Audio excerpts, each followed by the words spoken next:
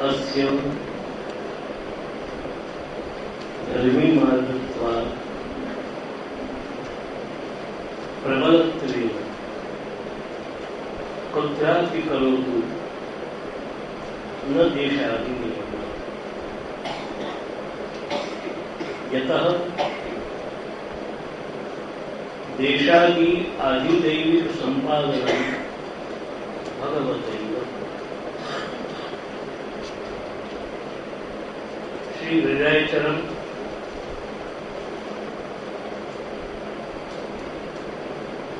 स्वस्य अयमेव धर्मः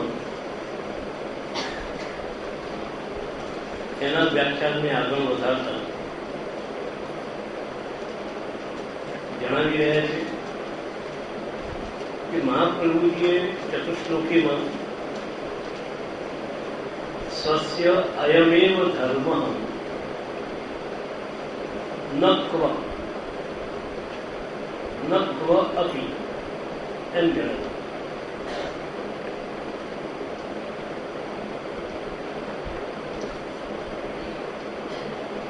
પોતાનો વૈષ્ણવનો આ જ ધર્મ છે કે ભગવાન ગોકુલેશની સેવા ભજન કરે.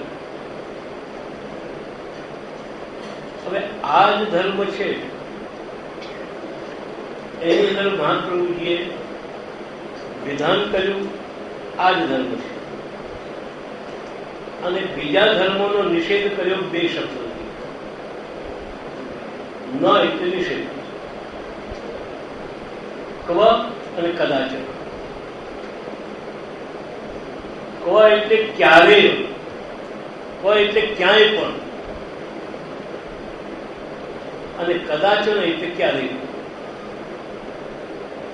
ક્યાંય અને ક્યારેય બીજો ધર્મ નથી. કદાચ મનમાં શંકા આવે કે ભાઈ આપણો આ ધર્મ ખરો, પરંતુ સંજોગો છે ને કોઈ બીજા ધર્મ આવી પડે તો, બીજું કંઈક જરૂરી કર્તવ્ય આપણને આવી પડે તો ઘણા ખરા લોકો એમ માને. અને એ વાતને જો આપણે બાજુ પર મૂકીએ એના આજના સંદર્ભમાં વિચારીએ તો મોટા ભાગના બ્રહ્મ સંબંધ દીક્ષા લીધેલા વૈષ્ણવો એમને પૂછાવતો પ્રશ્ન આ જ છે. તમારી ત્યાં ઠાકોરજી સર નથી, ઠાકોરજી સેવા નથી પધારી. હવે એમને પૂછ્યું કેમ નથી પધારી, કેમ નથી પધારી?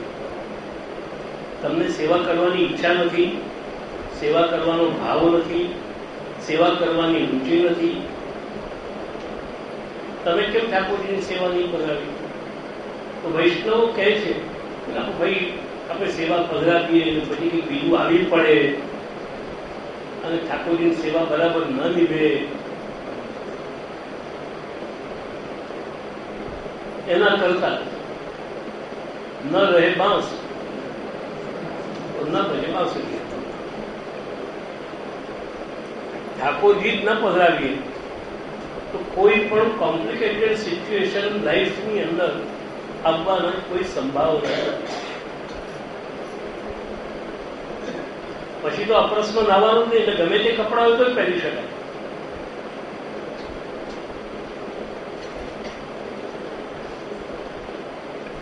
વૈષ્ણવનો એ પ્રશ્ન છે કે ઠાકોરજીની સેવા પધરાવીએ પરંતુ બીજું કંઈ આવી પડે તો, અને જિંદગી છે, સંસાર છે, ઘણું બધું આવી પડે. એ વૈષ્ણવોના 500 વર્ષ પછીના માનસિક પ્રશ્નોને ચિત્તમાં લઈ અને મહાપ્રભુજી અહીંયા બે શબ્દનો પ્રયોગ કરે છે, ન ક્વ અને કદાચ.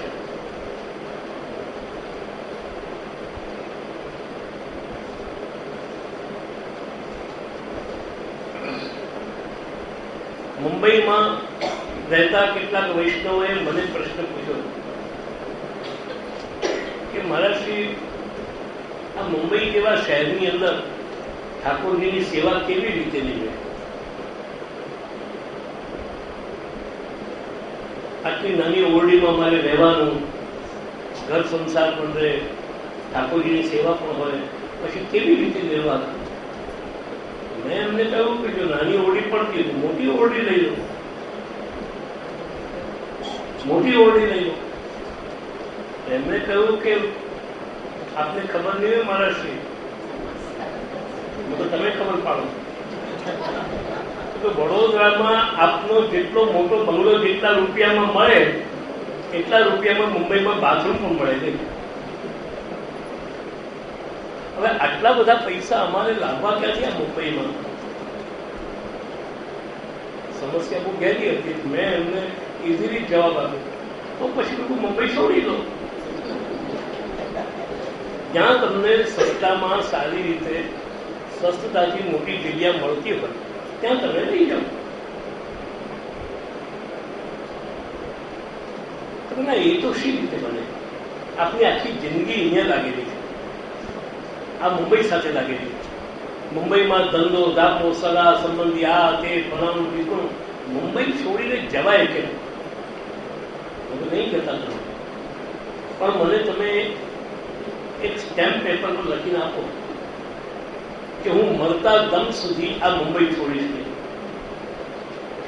મને એમને પૂછ્યું કે આવું કેમ પૂછ્યું? તો એટલા માટે કે કાલ ઉઠીને કદાચ તમે એવા ગંભીર માંદા પડી જાઓ અને ભેજવાળી હવાનો જો પ્રોબ્લેમ તમારી લાઈફને ખતમ કરી નાખે એવો જો આવી જાય અને ડૉક્ટર તમને કહે કે આ મુંબઈની હવા તમને અનુકૂળ નથી, નહીં તો મરી જશો, એના કરતાં ક્યાંક ચાલે જાઓ સૂકી હવામાં, તો તે દિવસે તમે મુંબઈ રહેશો કે ક્યાંક જશો?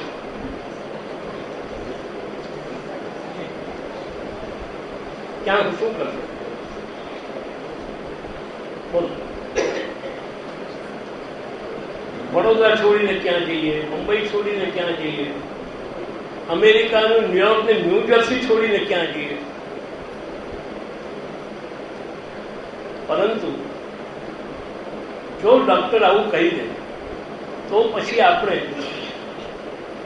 આપણું પગલું કયું હશે? તમે બધા નક્કી કરો. આપણે બધા એમાં શામિલ છીએ. તો તમે શું કરો?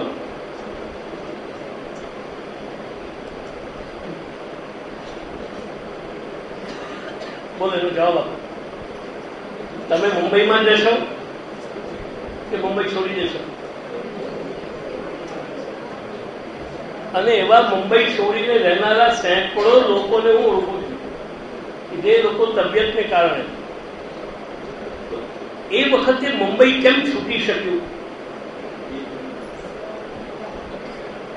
આપણા મનમાં જે નંબર 1 છે એ આપણા દ્વારા સર્વ પ્રવૃત્તિને કરાવે છે, અને જે નંબર 2 અને 3 પણ છે એને પ્રાયોરિટી મળતી નથી. તમારા મનમાં નંબર 1 શું છે? ભગવાન કે તમે? તમારા મનની અંદર નંબર 1 ઠાકોરજીની સેવા છે કે ધંધો છે?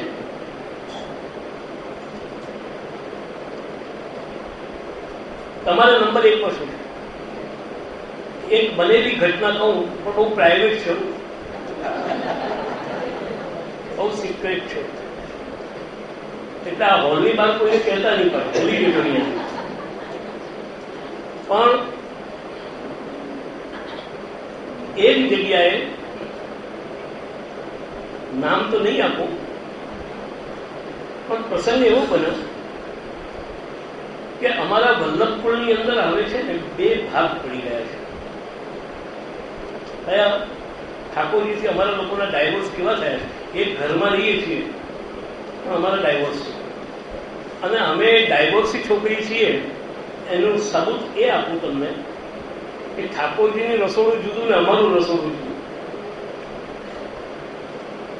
ઠાકોરજીની રસોઈ જુદી અને અમારી રસોઈ જુદી. હવે એક ઘરની અંદર તમે કહો કે એક ફ્લેટમાં તમે રહેતા હો અને કોઈ તમારે ત્યાં મળવા આવે ને તમે કહો કે આ મારા હસબન્ડનું રસોડું અને આ મારું રસોડું, એનો મતલબ શું થયો? એનો મતલબ શું થયો? એટલે અમારે ત્યાં આવું છે, જે ગયેલું ગતિમાં. હવે ત્યાં એ સ્થળે મારે જવાનો પ્રસંગ આવ્યો અને હું એક બે દિવસ લીલા જોતો રહ્યો. તે પછીથી એક દિવસે મેં નાટક કર્યું. મેં જે પેલો જે રસોઈ બનાવનારો જે હતો એને મેં કહ્યું કે આજે ફલાણા ભાઈને તું બધું ઠાકોરજીનો મહાપ્રસાદ જ પીરસશે, ઉપર બનાવેલું કંઈ પણ મૂકતો નહીં. ઉપર બધું જ બને, ઉપર બનાવતી નથી. ઠાકોરજી જે આરોગ્યા હોય તે તારે ફલાણા ભાઈને. પેલા ભાઈ આવ્યા, બેઠા અને મેં જોયું અને એક વસ્તુ જોતા રહ્યા અને ચાખતા રહ્યા. ભાઈ આજે કઈ સમજ નથી પડતી, આજે કઈ ફેરફાર થઈ ગયો રસોઈ પાણીમાં બધામાં, શું વાત છે? એટલે પેલા રસોઈએ કહ્યું કે હા આજે બધું આપણે ઠાકોરજીનું જે આરોગ્ય છે મંદિરનું એમાંથી આપણે પધાર્યું છે. એટલે પેલા તો એકદમ ધુઆं થઈ ગયા, क्रोधे भराई गया. तुम क्या समझते हो तुम्हारे मन के अंदर? क्या हम मंदिर की रसोई खाते हैं? तुम क्या समझते हो? हम क्या मंदिर की रसोई खाते हैं? मैं पूछूं मंदिर की रसोई मतलब શું? એ કોણ ખાય પડી? એ તો બધા નોકરો ખાય. હવે આમાં નક્કી કરવાનું કે આપણા ઘરના ઠાકોરજીની કેટેગરી શું?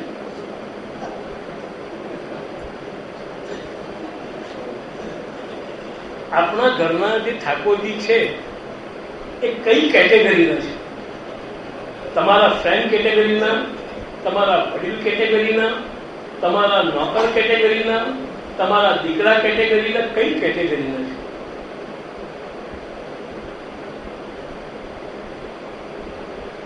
પછી મેં એમને કહ્યું કે મહાપુરુષ આપને ખબર નહીં હોય પણ મંદિરની દાળ તો આપના નોકરોએ ખાતા નથી, એટલે પાછા ઉપરથી એમને દાળ લઈ જાય છે. તો જે વસ્તુને નોકર પણ ન લઈ શકે એવો એક વાર બીજી જગ્યાએ પ્રસંગ આવ્યો. બનેલી ઘટના કહું છું. આજથી લગભગ 30 વર્ષ જૂની વાત છે, 30-35 વર્ષ થઈ ગયા છે, ઓછા નહીં હોય. એક મહાપ્રસાદ મારા હાથમાં આવ્યો, લાડુ હતો. તોડવાની ટ્રાય કરી પણ તૂટ્યો નહીં. એટલે મેં થોડો પ્રયત્ન કર્યો તો એ ન તૂટ્યો. એટલે પછી જે મહાનુભાવ બિરાજતા હતા એમની પાસે હું પહોંચીને મેં એમને એક પ્રશ્ન પૂછ્યો કે મારે એક વસ્તુ જાણવી છે કે આપના ઠાકોરજી કઈ બ્રાન્ડની ટૂથપેસ્ટ યુઝ કરે છે?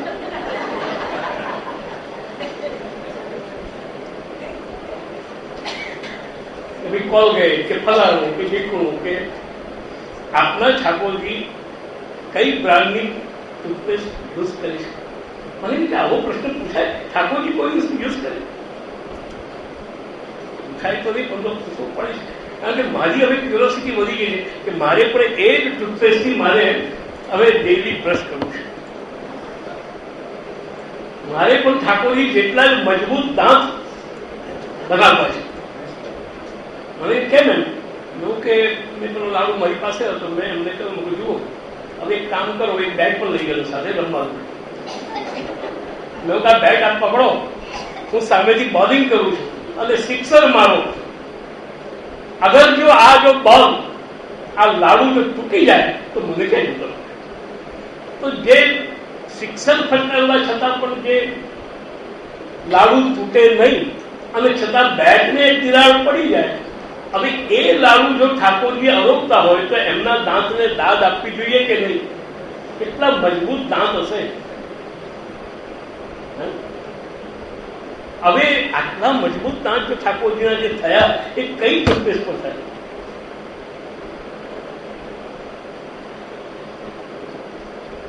કહેવાનું તાત્પર્ય મારું એટલા કરતું આપણે ભૂલી જઈશું. હોલની બહાર પાછું બહુ યાદ નહીં રાખવાનું. પણ વસ્તુ એ છે કે આપણે આપણા ઠાકોરજીને કઈ કેટેગરીમાં અને કયા સ્થાન પર આપણે એમને માન્યા છે. Number 1, number 2, number 3, number 4. તમે તમારા જીવનમાં એકવાર આત્મદર્શન કરજો. જે લોકોના ઠાકોરજી બિરાજે છે એ તમામ વ્યક્તિ પોતાના જીવનમાં એક આત્મદર્શન કરે કે એમના ઠાકોરજી એમની લાઈફમાં કેટલા નંબરે છે.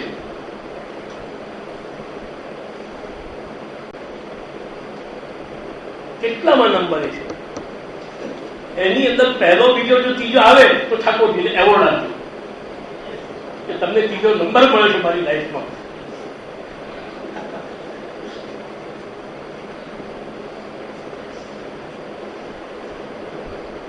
તો પછી આપણે લોકોએ ઉતાવળ કરીને, બીજાની દેખાદેખી કરીને અને સિદ્ધાંતને સમજ્યા વગર ભક્તિમાં પગરણ માર્યા, એના દુષ્પરિણામો અને એનો ક્લેશ આપણે મનમાં ભોગવી રહ્યા છે. જે છોકરી પરણતા પહેલા સાસરે જવું પડશે એનો વિચાર રાખ્યા વિના ઉતાવળે ખાલી એક પુરુષની મનની સ્થિતિથી પરણી જાય તો તે છોકરીને સરવાળે ક્લેશ જ મળે.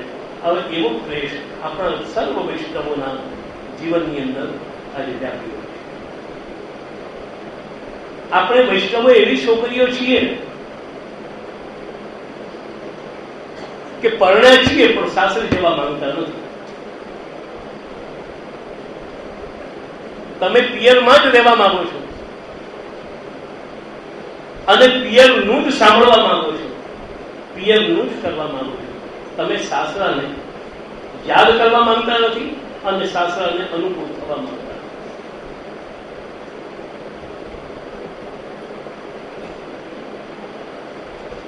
એટલે મહાપ્રભુજીએ એનો આ જવાબ આપ્યો આમાં કે નક્વ કદાચન.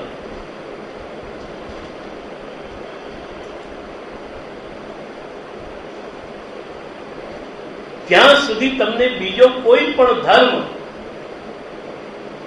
ક્યાંય કે કોઈ પણ સ્થળે જ્યાં સુધી તમને વિચારાતો હોય, અનુભવાતો હોય, ત્યાં સુધી હજુ તમારી પુષ્ટિ માર્ગની અંદર દ્રઢ સ્થિતિ થઈ નથી એ નિશ્ચિત માની લે.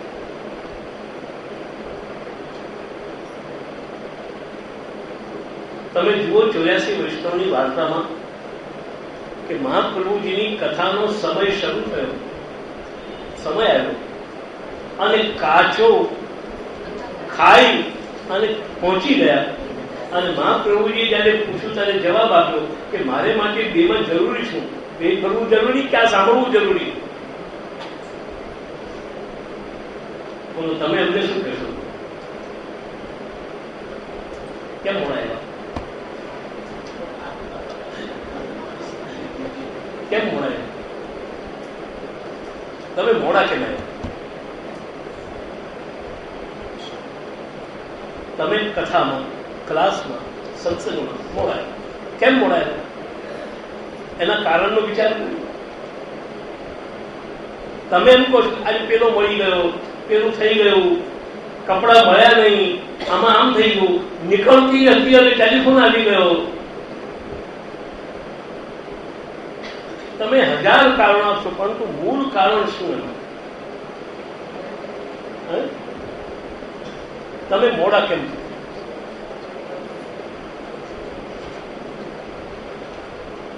જે વસ્તુ તમારા જીવનની અંદર પ્રથમ છે એની અંદર તમારાથી કોઈ ભૂલ થતી નથી. એની જગ્યાએ જયારે કોઈ બીજી વસ્તુ તમારા મનમાં આવીને જયારે બેસે છે, સ્થિતિ કરે છે, ત્યારે એ ડામાડોળ થતું મન જ આપણી પાસે આપણા જીવનમાં અનેક ભૂલોને કરાવતું.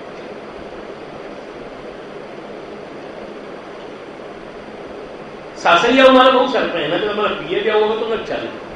આ ડામાડોળ એટલે એટલા જ માટે જયારે લગ્ન કરાવવામાં આવે છે ત્યારે સપ્તપદીની અંદર બ્રાહ્મણો કન્યાને બોલે છે, કહે છે, શું બોલે છે? ત્વમ વિષ્ણુ પત્ની રસી. તું કોણ છે? વિષ્ણુ પત્ની છે. લક્ષ્મી નહીં કહ્યું.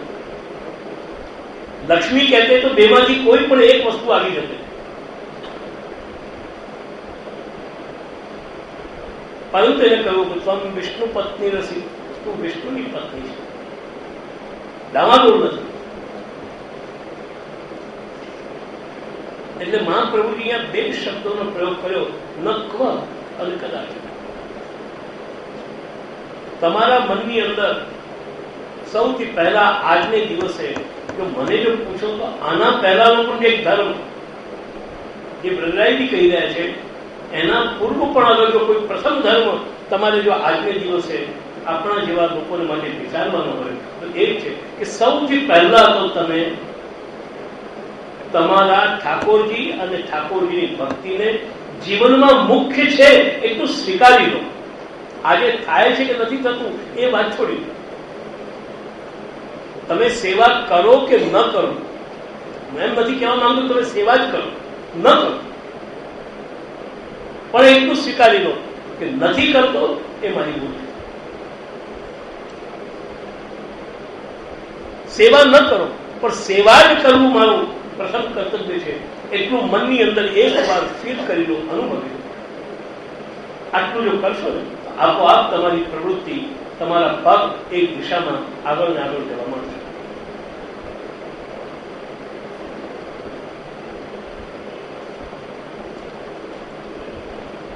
એટલે શ્રી બ્રહ્મરાયજી લખે છે અસ્ય ધર્મી માર્ગત્વાદ પ્રબલત્વેન. આ જે ભગવાનનો જે ભજનનો જે માર્ગ છે એ માર્ગ કેવો છે? આ માર્ગ કેવો છે? બોલો, આનો આપણે લાઈનનો શું અર્થ કરીશું? અસ્ય ધર્મી માર્ગત્વાદ. આ માર્ગ કેવો છે? આ ધર્મ કેવો છે? આ માર્ગ કેવો છે? બોલો, જે ભજન કરવાનો જે માર્ગ છે એ માર્ગ કેવો છે? કેવો છે? આટલું તો સંસ્કૃત આવડવું જોઈએ તમને. આ ધર્મી માર્ગ છે. આ ધર્મી માર્ગ છે. ધર્મી માર્ગ એટલે માર્ગ બે પ્રકારના. માર્ગ બે પ્રકારના. એક ધર્મી માર્ગ, એક ધર્મ માર્ગ. અને માર્ગ એટલે માર્ગ કોને કહેવું?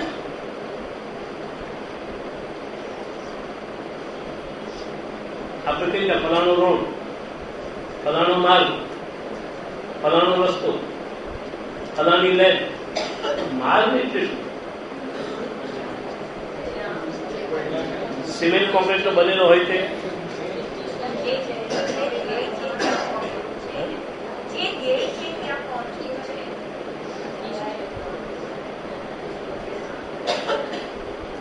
હવે તમે એમ કહ્યું કે બોમ્બે આગ્રા રોડ. આગ્રા રોડ ક્યાં જાઓ છો? આગ્રા રોડ. આગ્રા રોડ એટલે શું કહું? એનો અર્થ શું?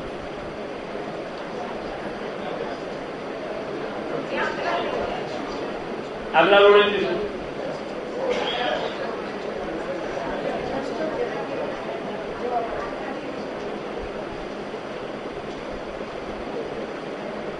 એવી રીતે આપણા બીજા ઘણા રોડો છે. આપણે ઘણી વાર કીધું તમે ક્યાં રહો? હું અમદાવાદ રોડ પર ઉભો રહીશ. અમદાવાદ રોડ એટલે શું?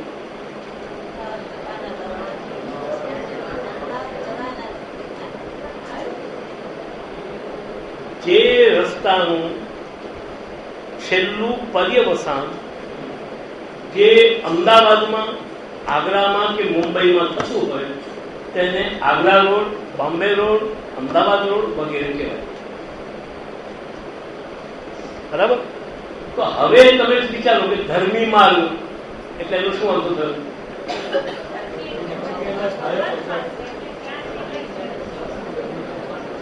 જેમ આગ્રા રોડ એટલે જેનું છેલ્લું પર્યવસાન આગ્રામાં છે, એટલે આગ્રા આવતા એ રોડની જે માઇલેજ છે ને પછી બંધ થઈ ત્યાં 0 આવી જાય.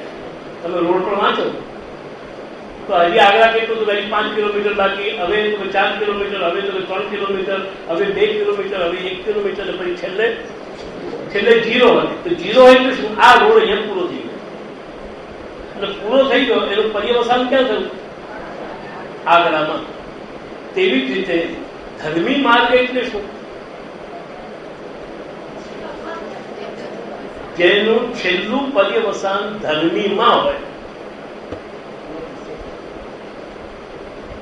અને આને જો સરળ ભાષામાં કેવું હોય તો ધર્મી લક્ષી.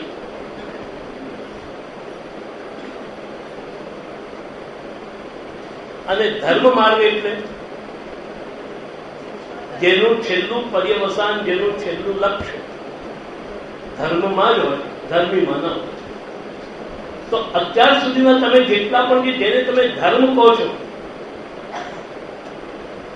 સ્ત્રી ધર્મ, પિતૃ ધર્મ, માનવ ધર્મ, બ્રાહ્મણ ધર્મ, વૈશ્ય ધર્મ, નોકર ધર્મ, માલિક ધર્મ, આ જેટલા પણ જે ધર્મો છે એ બધા જ ધર્મો એ ધર્મીમાં પર્યવસાન નથી થતા, ધર્મમાં થાય.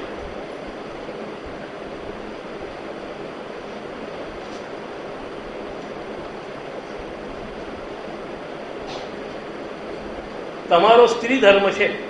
શા માટે? હું સ્ત્રી છું એટલે એનું સ્ટાર્ટિંગ ત્યાંથી છે, એનું પર્યવસાન છે સ્ત્રીમાં.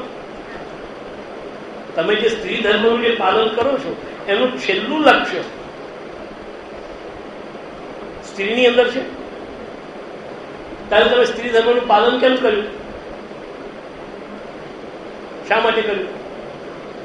ભાઈ આપણે ધર્મશાસ્ત્રને માનીએ છીએ અને ધર્મશાસ્ત્રમાં એમ લખ્યું કે દરેક સ્ત્રીઓએ પોતાના પતિની ચા બનાવવી જોઈએ. અને ચા બનાવી. પૂછ્યું કે ચા કેમ બનાવી તારા માટે? મારો સ્ત્રી ધર્મ છે, મારો વરાવે, મારે એને ચા પીવડાવી જોઈએ. બરાબર છે, ત્યાં તારો ધર્મ બજાવ્યો. પણ આ ધર્મ કેમ બજાવ્યો? એનું પર્યવસાન ક્યાં? પતિની સેવા માટે તમે પતિ સેવા કરી, એનું પર્યવસાન ક્યાં? તમે તમારા વરને માટે ચા બનાવી અને તમે કહ્યું કે કેમ બનાવી? તમે કહ્યું કે મેં મારા સ્ત્રી ધર્મની માટે હિસાબે, મારું સ્ત્રી ધર્મ છે, મારે બનાવી છે. બરાબર છે, સારી વાત છે. પણ તમે સ્ત્રી ધર્મનું પાલન કેમ કરો છો?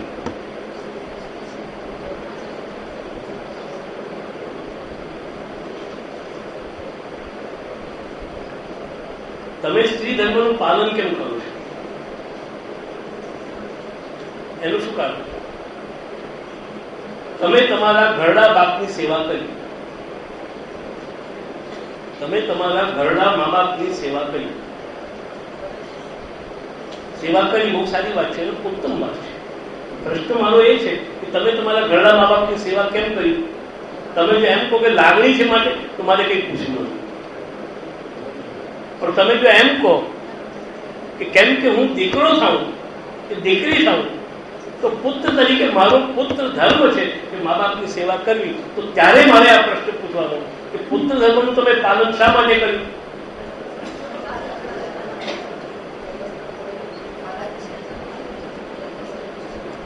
તમે પુત્ર ધર્મનું પાલન કેમ કર્યું?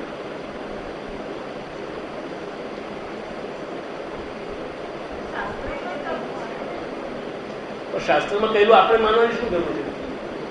સવાલ તો એ છે, આપણે માનવાની શું જરૂર? અરે એનું પર્યવસાન હજી આગળ વિચારો. તો તમે સ્ત્રી ધર્મનું કેમ પાલન કર્યું? તમે પુત્ર ધર્મનું કેમ પાલન કર્યું? આ બધી વાતોનો નિકાલ એક જ કે આજે મારે એકાદશી, આપણે એકાદશીનું વ્રત કર્યું. શા માટે કર્યું?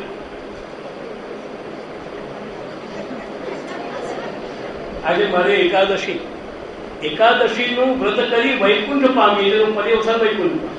એકાદશીને માટે આપણે એકાદશી કરી નથી. એવી રીતે તમારું જે સ્ત્રી ધર્મ છે એનું જે પર્યવસાન છે એ આ દરેક ધર્મની અંદર રહેલો જે મૂળ વિષય જેને અર્થે તમે કર્યું છે એમાં એનું પર્યવસાન નથી. એટલે ધર્મ માર્ગ છે. અને આ માર્ગ છે આ દરેકની અંદર મૂળતઃ રહેલો જે મૂળ વિષય એની અંદર એનું પર્યવસાન.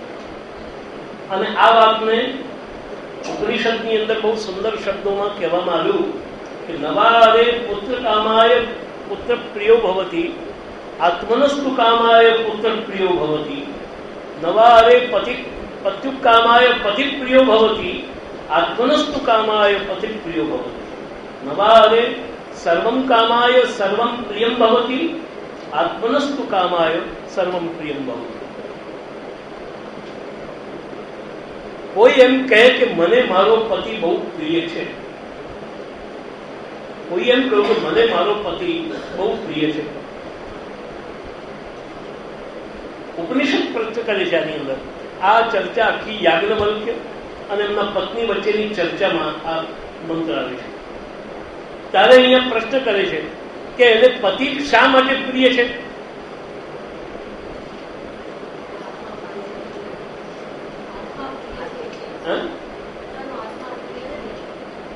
એને પતિ પ્રિય નથી, એની મૂળ પ્રિયતા પતિમાં નથી. કેમ કે આ મારો પતિ છે માટે કે કોઈનો પતિ હોતે તો પ્રિય હોતે. કેમ કે આ મારો પતિ છે ને એટલે મારો. હવે પ્રિયતાનો મૂળ વિષય ક્યાં આવ્યો? મને મારો મોટો દીકરો બહુ વાલો. એ સારી વાત છે. મોટો દીકરો બહુ વાલો કેમ?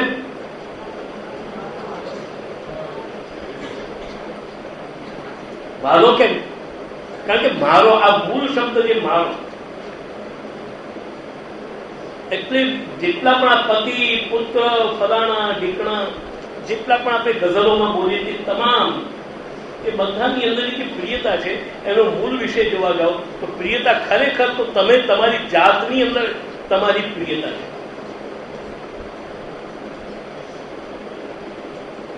તમારી જાત સિવાય બહાર એની અંદર તમારી પ્રિયતા નથી.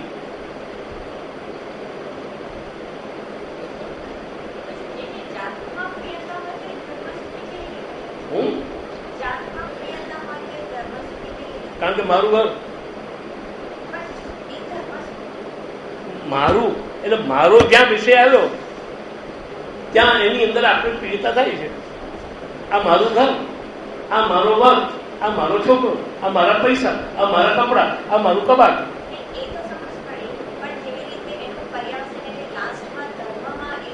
એક વાત કહી દઉં તમને, તમે તમારી ઘડિયાળ ભૂલી ગયો, આ મારી ઘડિયાળ, કેટલો આનંદ થાય છે. ધારો કે કોઈની ભૂલી રહ્યો હતો તો આખું ભૂલી ગયું લાગે છે. તમને આનંદ થાય છે મળવાનો, દેખાવાનો આનંદ થાય છે. આ જ મારાપણું છે. આપણી જે પ્રિયતા છે ને, આ જ ઘડિયાળ હવે જો કોઈ બીજાની હોય જો પડેલી હોય તો ભલે ને કોઈ ભૂલી ગયું કહી મૂકી દો ક્યાં. હવે બીજી વાત આવી કે તમને તમારામાં પ્રિયતા છે, બરાબર છે? તો ઉપનિષદે બીજો પ્રશ્ન પૂછ્યો કે તમને તમારામાં પ્રિયતા કેમ છે? તમને તમારામાં પ્રિયતા કેમ છે?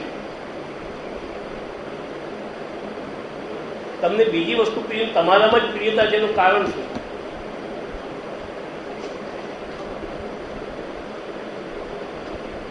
તો તે વખતે ઉપનિષદે એક નિકાલ કાઢ્યો. કારણ કે પ્રિય અને પ્રિયતા એ મૂળ આનંદનો ધર્મ છે. આ પ્રિયતા કોનો ધર્મ છે? કોઈ વૈજ્ઞાનિક, ડોક્ટર, સાયન્ટિસ્ટ તમારા બ્રેનમાંથી, તમારા મનમાંથી આનંદનું ઓપરેશન કરી નાખે, તે પછીથી કોઈ પણ જગ્યાએ તમને પ્રિયતા થશે? કોઈ સારા મનોવૈજ્ઞાનિકના પ્રશ્ન પૂછો. મન સાથેનો જો કોન્ટેક્ટ તમારા જો શરીરનો કે તમારી વસ્તુનો જો કપાઈ જાય પછીથી એ વસ્તુ માટે તમને કંઈ પણ પ્રિયતા અપ્રિયતા વગેરે પેદા થશે?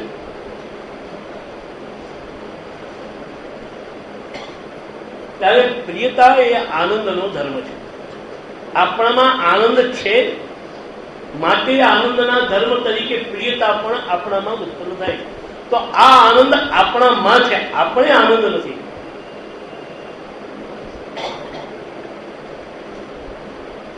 ખાવામાં આનંદ છે, ખાવું પોતે આનંદ નથી, યાદ રાખજો. નાહવામાં આનંદ છે, નાહવું પોતે આનંદ નથી. સુવામાં આનંદ છે, સુવું પોતે આનંદ નથી. તમે જયારે કહો સુવામાં બહુ આનંદ છે, નહીં તો પછી પ્રયોગ એવો જ કરવો પડે કે સુવું બહુ આનંદ છે.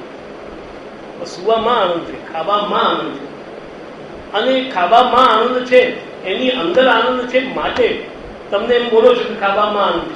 નહીંતર કેટલીક વાર તમારી જયારે તબિયત બગડી જાય ત્યારે તમને અરુચિ કેમ થાય છે? જો એમાં આનંદ છે તો. એટલે એ વાત નક્કી થઈ ગઈ કે અન્નમાં આનંદ નથી, આનંદ મૂળ તમારામાં છે, અને તમારામાં છે માટે તમને આનંદ આવે છે. તો તમને તમારી જાત માટે કેમ પ્રિયતા છે એનું કારણ ખબર પડી. તમારી જાત માટે પણ પ્રિયતા એટલા માટે છે કે એ આનંદમય બ્રહ્મ, એ આનંદ રૂપ ભગવાન તમારી અંદર બેઠો છે. એ પ્રિય ધર્મ તમને અનુભવાય છે, કારણ એ ધર્મી છે, એ સૌથી અંતિમ છે. અને બાકીના જેટલા પણ તમે છો ને, આ છોકરો, આ પત્ની, આ શરીર, આ જીવાત્મા, આ બધું ધર્મ છે. જે સૌથી અંદર રહેલો હોય એ ધર્મી. હંમેશા ધર્મી શબ્દ સાપેક્ષ છે. ધર્મી શબ્દ સાપેક્ષ છે. સાપેક્ષ મતલબ કે ધર્મ હોય તો ધર્મી હોય. એટલે જે ધર્મની અંદર રહેલો હોય તે ધર્મી. દરેક ધર્મની અંદર જે રહેલો હોય તે ધર્મી. એક વાત કહું, મકાન માલિક, આપણે ઘણી વાર દસ્તાવેજોમાં બધામાં લખીએ તમારું સ્ટેટસ લેન્ડલોર્ડ. લેન્ડલોર્ડ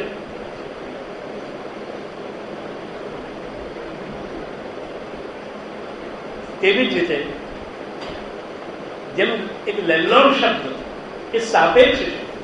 જે માણસ પાસે એક ઇંચ જેટલી જગ્યા નહીં હોય એને લેન્ડલોર્ડ કહેવાય ખરું?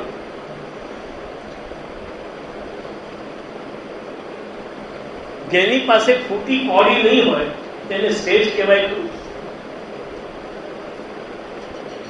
તેવી જ રીતે આ બધા જ શબ્દો સાપેક્ષ છે. તેમ ધર્મી શબ્દ પણ સાપેક્ષ છે. એટલે દરેક ધર્મની અંદર જે રહેલું જે મૂળ વિષય છે એને ધર્મી કહેવાય. તો આ જેટલા પણ તમે જે ધર્મો જે તમે દુનિયામાં જે ગણ્યા અને જે ગણો છો એ દરેક ધર્મની અંદર રહેલું ને છેલ્લામાં છેલ્લું જે તત્વ છે, જે વિષય છે એ ધર્મી. એની અંદર જેનું પર્યવસાન છે એ ધર્મી માર્ગ. સૌથી છેલ્લે તમારે અંતતો બતવા તમારા બધા જ કર્યા કાર્યનું પર્યવસાન ત્યાં જ થવાનું છે, બીજે ક્યાંય થવાનું નથી. એટલે જ મેં આ પ્રશ્ન મૂક્યો કે સ્ત્રી ધર્મનું પાલન કરો, એનું પર્યવસાન ક્યાં? છેલ્લું. સૌથી છેલ્લે સરવાળે તો પહેલા કહ્યું કે સ્ત્રી ધર્મનું પાલન કરો, વરની ચા બનાવો. શા માટે કરો? વર રાજી રહે. તમારે વરને રાજી રાખવાની શું જરૂર છે? અને જો નારાજ થઈ ગયો, એક વાર જયારે હું આચાર્ય શ્રી વલ્લભ માસિક પત્ર ચલાવતો હતો તે વખતે એક લેખક સાથે મારી તો મુઠભેડ નહીં થઈ, એમણે મારી સાથે મુઠભેડ કરી નાખી. મારો નિયમ કે હું કંઈ પણ હોય એટલે હું છાપી દેતો કે ભાઈ આ વસ્તુ સાથે હું સંમત નથી, એવું મેં છાપી દીધું. ભાઈ આ લેખકે લખ્યું છે અને જે લખ્યું છે તેમનું તેમને છાપ્યું છે, હું આમાં સંમત નથી. એટલે એમણે મને પછી પત્ર એવો મોટો લાંબો કે આપે આવું લખ્યું છે કેમ, આવું લખ્યું છે કેમ, અને આજ પછીથી આપને મારા લેખો આપના માસિક પત્રમાં નહીં મળે. એ પ્રસિદ્ધ માણસ ભલે મેં કઈ જવાબ નહીં આપ્યો, 2-4 વાર થયું. પછી એક અમદાવાદના વૈષ્ણવ છે, એમને ત્યાં કાયમ માટે જાય આવે, એમની સાથે એમણે કહેવડાયું કે તમે ચંદ્રગોપાલજીને આટલું કહી દો કે આજ પછી આપને મારા લેખો નહીં મળે, આપે આવું લખ્યું કેમ. એટલે કે ભાઈ મને કહેવા આવ્યા મને કે આપ શું જવાબ આપો છો આનો? લોકો એક જ ખાલી મારી આ વાત પછી ના તમને યાદ નહીં રહેશે એટલે અમે લખવા લોકો આટલું એમને સંભાળી લેજો કે એક બંદરિયા કે રૂઠને છે વૃંદાવન સુની નહીં હોતી. વૃંદાવનની અંદર 25,000 વાંદરીઓ છે એ એકાદ નથી. અને એમાંથી જો એક વાંદરી રિસર્ચ લીધા હું તો નહીં નાચું તો તેનાથી કે વૃંદાવન સુની થઈ જવાની નથી. આનાથી વધારે મારે બીજો કોઈ આન્સર આપવો નથી અને મારે બીજું કંઈ કહેવું નથી.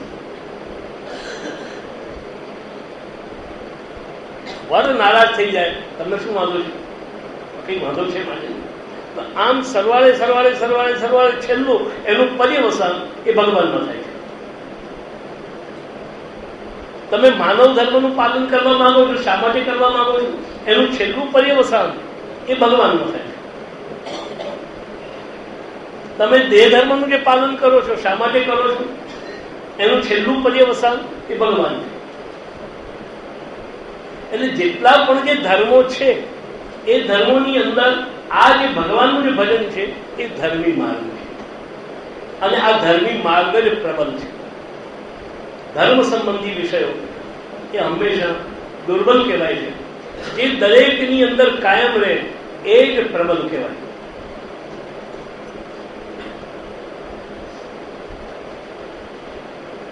એક વાત તમે સમજી લો, વડોદરાની અંદર તમારી 1 કરોડ રૂપિયાની પ્રોપર્ટી છે.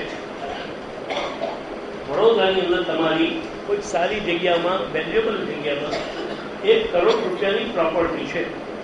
હવે 1 કરોડ રૂપિયાની પ્રોપર્ટીમાં જમીનની કિંમત 20 લાખ રૂપિયા છે અને 80 લાખ રૂપિયાનો બંગલો છે. 20 લાખ રૂપિયાની જમીનની કિંમત છે અને 80 લાખ રૂપિયાનો બંગલો છે. હવે બોલો, આમાં ધર્મ અને ધર્મીને આપણે જો ફાળવવા હોય તો કેવી રીતે ફાળવવું? તમે મૂળ કેટલા, ઓન ધ હાઉસ તમે કેટલા રૂપિયાના માલિક?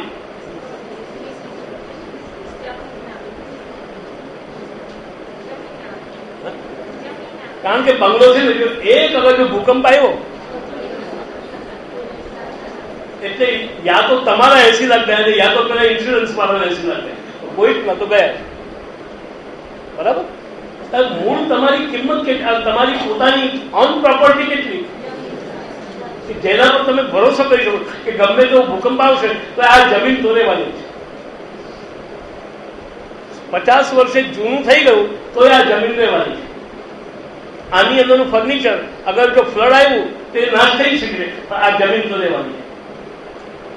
ત્યારે જે સૌથી છેલ્લે જે રહેલું જે તત્વ છે ને, ફર્નિચર નાશ પામી શકે છે.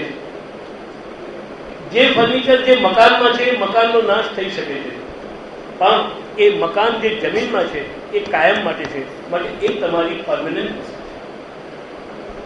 છે. એવી રીતે આ જેટલા પણ ધર્મો છે, આ દરેક ધર્મો અંતુ તો ગત્વા નાશવાન છે, પણ એની અંદર જે રહેલું જે છેલ્લું તત્વ છે જે ભગવાન છે એ કાયમ માટે રહેલા હોવાથી એ જ પ્રબલ છે. બાકીના બધા ધર્મો એ દુર્બળ છે.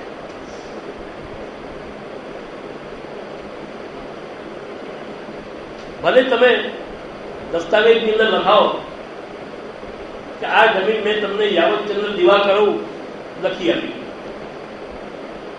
એક વાર મને દસ્તાવેજ કરવાનો હતો, પેલા મને દસ્તાવેજ વાળા મને કે આવું કેમ લખાયું કે આ જગ્યા મેં તમને યાવતચંદ્ર દિવાકરવ આપી. મેં એને કહું કે ભાઈ વાત એવી છે કે હજી સુધી મને એટલો આત્મવિશ્વાસ થયો નથી કે હું યાવતચંદ્ર દિવાકરવ છું. અને જેને લખી આપી છે તે, હવે ધારો કે હું એટલે કોઈ આત્મા અગર આ શરીર છોડીને બીજા દેહમાં હું આવ્યો તો મને કોઈ આ જમીન પેસવા દીધું. પછી યાવતચંદ્ર દિવાકરવ લખવાનો મિનિંગ શું? એટલે જે ધર્મી માર્ગ છે એ પ્રબલ માર્ગ છે, એમાં બલ છે, એ તમારી પોતાની ઓન વસ્તુ છે. એટલે તમે બીજી વસ્તુ ન છોડો. જેવી રીતે પહેલા હું તમને દાખલો આપી દઉં તેમાં કે મુંબઈ અને વડોદરા, તો મુંબઈ રહેવાનું છે પણ આપણે વડોદરા રહેવા આવી ગયા. કેમ? વડોદરા રહેવા કેમ આવી ગયા? જે કારણોથી મુંબઈમાં રહેવાનું હતું તેના કરતા મુંબઈ છોડવાના પ્રબળ કારણો હતા. અને પ્રબળ કારણ કયું કે જો હું જ જીવતો નહીં રહ્યો, હમી જબ ન હોંગે તો ક્યાં રંગે महफिल, हमी जब न होंगे तो क्या रंगे महफिल और किसे देखकर आप शर्माइएगा. अगर जो પોતાની જાત જ નથી તો પછી મુંબઈ આખું રહી જશે કોઈ શું મિનિંગ? એના કરતા મુંબઈ છોડો. એમ મહાપ્રભુજી અહીંયા તમને કહી રહ્યા છે કે સૌથી પહેલા વૈષ્ણવો તમારા જીવનની અંદર ઠાકોરજીની આ રીતે ઈશ્વરની ઇમ્પોર્ટન્સની મહત્તા, પ્રાથમિકતા અને મુખ્યતા, પ્રથમ મુખ્ય ભગવાન છે એવું તમે સ્વીકારતા. જે ઘરની અંદર ઠાકોરજી મુખ્ય નથી અને પ્રથમ નથી, એ દેવ તમને કેટલો ફળશે અને કેવો ફળશે એ હું કહી શકું.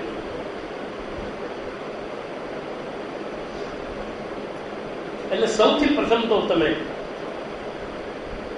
ભગવાન જ મારા જીવનમાં મુખ્ય છે એ વિષયનો તમે સ્વીકાર કરો. એટલે અસ્ય ધર્મી માર્ગત્વાદ પ્રબલત્વેન કુત્રાપી કરો તો ન દેશાદિ નિયમ.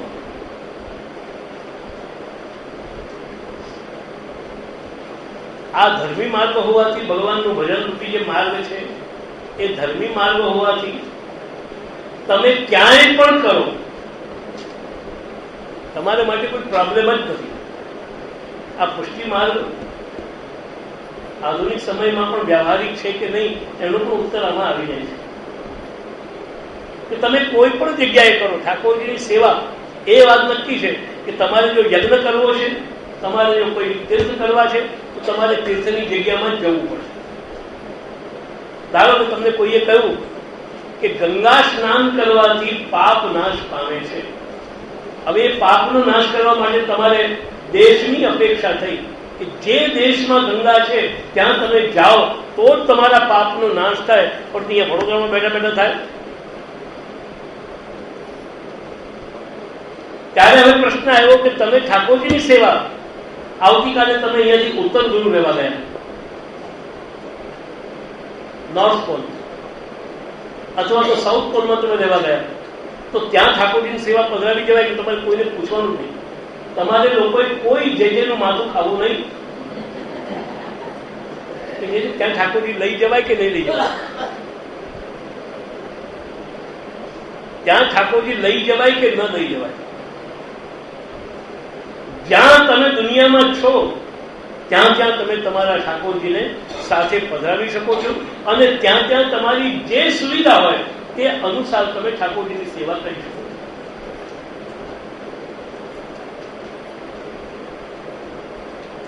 પણ પોતાના જીવનની અંદર ઠાકોરજીને એટલી મહત્તા આપો કે જ્યાં હું હોઈશ ત્યાં મારા ઠાકોરજી હશે. અથવા તો જ્યાં મારા ઠાકોરજી હશે ત્યાં જ હું હોઈશ. અને જે જગ્યાએ ઠાકોરજી ન રહેતા હોય, ઠાકોરજી ન રહી શકતા હોય ત્યાં મારે રહેવું નથી. આટલો જો નિશ્ચય તમારા મનમાં આવી જાય તો તમને દુનિયામાં ક્યાંય પછી ઠાકોરજીને પધરાવીને જાઓ, પુષ્ટિ માર્ગ તમને રોકવા નહીં આવે. મહાપ્રભુજી તમને ટોકવા નહીં આવે કે તે લંડનમાં ઠાકોરજી કેમ પધરાવ્યા અને તે અમેરિકામાં કેમ પધરાવ્યા. તમે જ્યાં જાઓ તેને પૂછતા ક્યાંય પણ આ તમે તમારો સેવારૂપી ધર્મ, ભજનરૂપી ધર્મ તમે કરી શકો.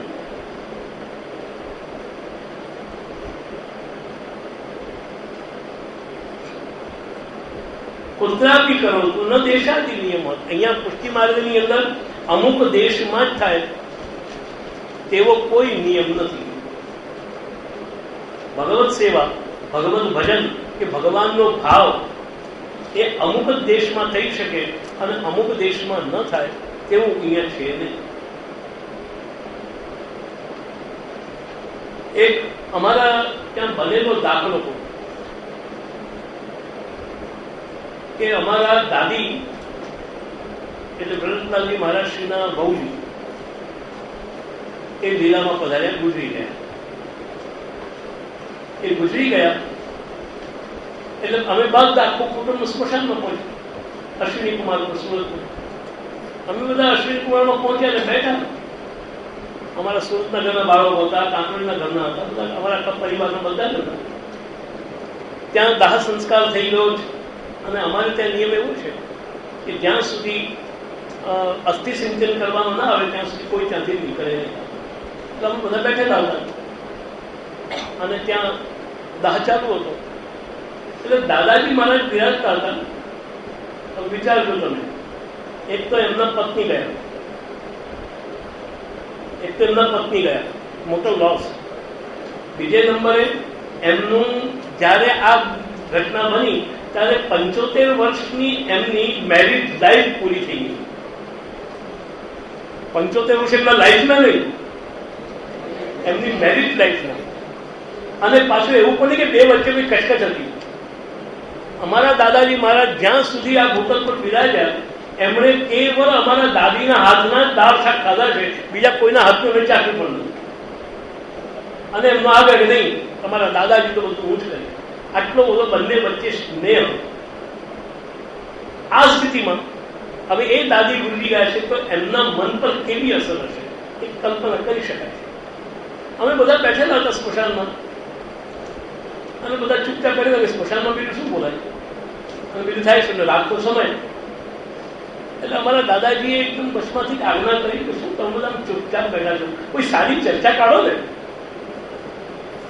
સારી ચર્ચા કેવી મોકા પડી અમેરિકા રશિયાની કાઢી મને એવું લાગ્યું છે કે સ્મશાનમાં બીજી કઈ ચર્ચા થાય કે અમેરિકાનું પ્રેસિડેન્ટ આવું ને રશિયા આવું બોલું. એટલે નહીં આપણે કોઈ સારી શાસ્ત્ર ચર્ચા કરીએ, કોઈ ભાગવતની ચર્ચા કરીએ, કોઈ ભગવત ચર્ચા કરીએ. આમ અહીંયા આપણે ચૂપચાપ બેઠા જવાનું શું હતું? જે આ તો સ્મશાન તેથી શું થઈ ગયું? સ્મશાન આપણને ના કહે છે કે ભગવાનનું નામ ન લેવાય, કે ભગવાનની ચર્ચા ન કરે. ચાલો એ ચાલુ કરો અને આ બધી વસ્તુ ભૂલી જાય.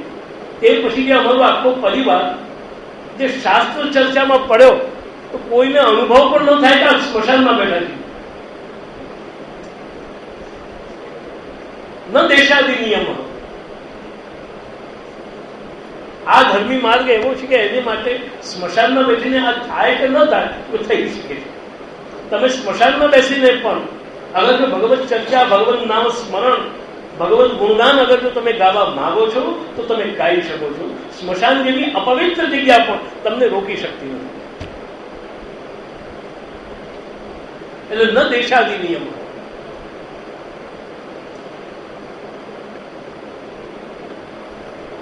ત્યારે હવે એક જણાએ પ્રશ્ન પૂછ્યો આવીને ગરજાઈ કે જ્યાં ભગવાનનું નામ લેવાય એ ભગવાન મંદિર કહેવાય. એટલે ભગવાનનું નામ ક્યાં લેવાય? ભગવાનનું નામ ક્યાં લેવાય? ભગવાનના મંદિર. બરાબર. આપણે ઘણી વાર લોકોને કહીએ પણ કે એ કરે એટલી શરમ નથી. તો કેટલો બેશરમ માણસ છે. તું મંદિરમાં બેસીને જૂઠું બોલે છે. તું મંદિરમાં બેસીને આવું પાપ કરે છે. તું મંદિરમાં બેસીને આમ કરે છે. પછી કેટલીક વાર વૈષ્ણવ મને કહેતા હોય ઘરમાં, તને આટલી પણ અક્કલ નથી, તને આટલો પણ તારમાં ગુણ નથી, તું ભગવાનની સામે બેસીને આવું બોલે છે.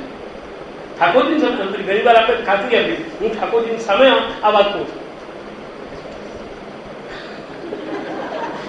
હું ઠાકોરજીની સામે બેસીને આ વાત કહી રહ્યો છું. ઠાકોરજી મારી સામે છે અને હું સાચું કહી રહ્યો છું. નક્કી માનવું કે જે માણસ ઠાકોરજીની સામે બેસીને સાચું કહેતો હોય એ જિંદગીમાં ક્યારેય સાચું બોલતો જ નહીં.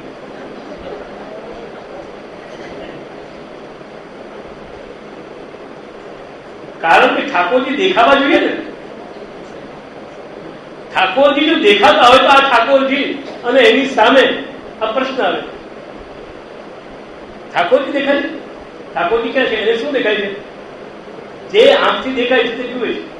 એને સામે શું દેખાય છે? બોલો, સામે શું દેખાય છે?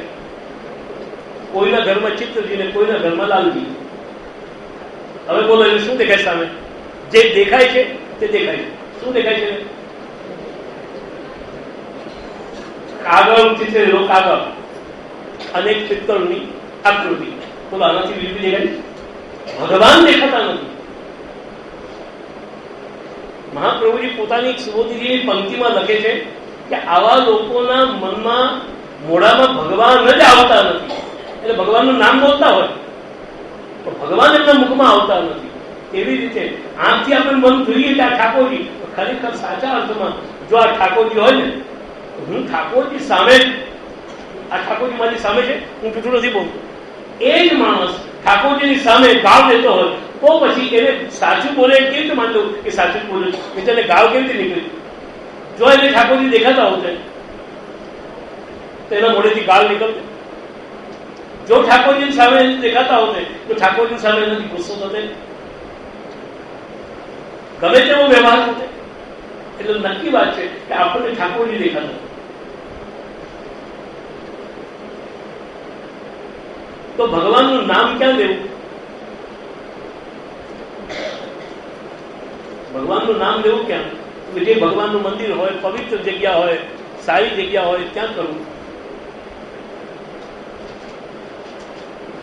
તમને લોકોને કોઈ પણ દિવસ એવું યાદ છે આપણે લોકોએ એક દેશને બનાવી દીધો? ક્લાસ ક્યાં કરવો? શનિવારનો ક્લાસ ક્યાં કરવો? તો સંસ્કૃતિ હોલમાં. યમુના સત્સંગ મંડળનો સત્સંગ ક્યાં કરવો? જીતુભાઈના ઘરમાં. ફલાણી જગ્યાનો એ ક્યાં કરવું? તો અમુક જગ્યામાં. હવે સવાલ એ આવ્યો કે જીતુભાઈને ત્યાં સત્સંગ ચાલ્યો, હવે જીતુભાઈના ઘરમાં તે દિવસે આગળ પાછળ રિપેરિંગ છે એટલે જગ્યા ખાલી નથી. એટલે પછી જીતુભાઈએ ડિક્લેર થયેલું કે આ વખતે આપણો સત્સંગ રહેશે નહીં. કેમ કેમ સત્સંગ નહીં રહેશે?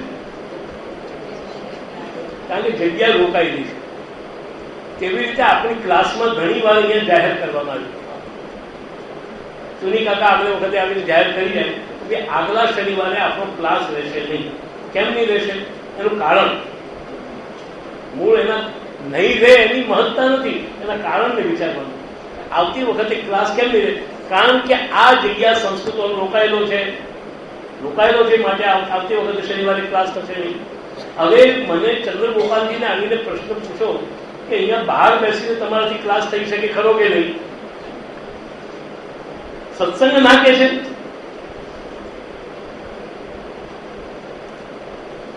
સત્સંગે એવું તમને કહ્યું કે આ જગ્યાએ સત્સંગ ન થાય. આપણે લોકોએ ડિસાઇડ કરી રાખેલું છે મનની અંદર અહીં બેસીએ તો. અને એમાં પણ હવે તો પાછી એવી સ્થિતિ છે કે દરેક વ્યક્તિનું રિઝર્વેશન છે. સત્સંગમાં, ક્લાસમાં, પ્રવચનમાં, મંડળોમાં દરેકનું પોતાનું રિઝર્વેશન. તમે અનુભવ કરજો.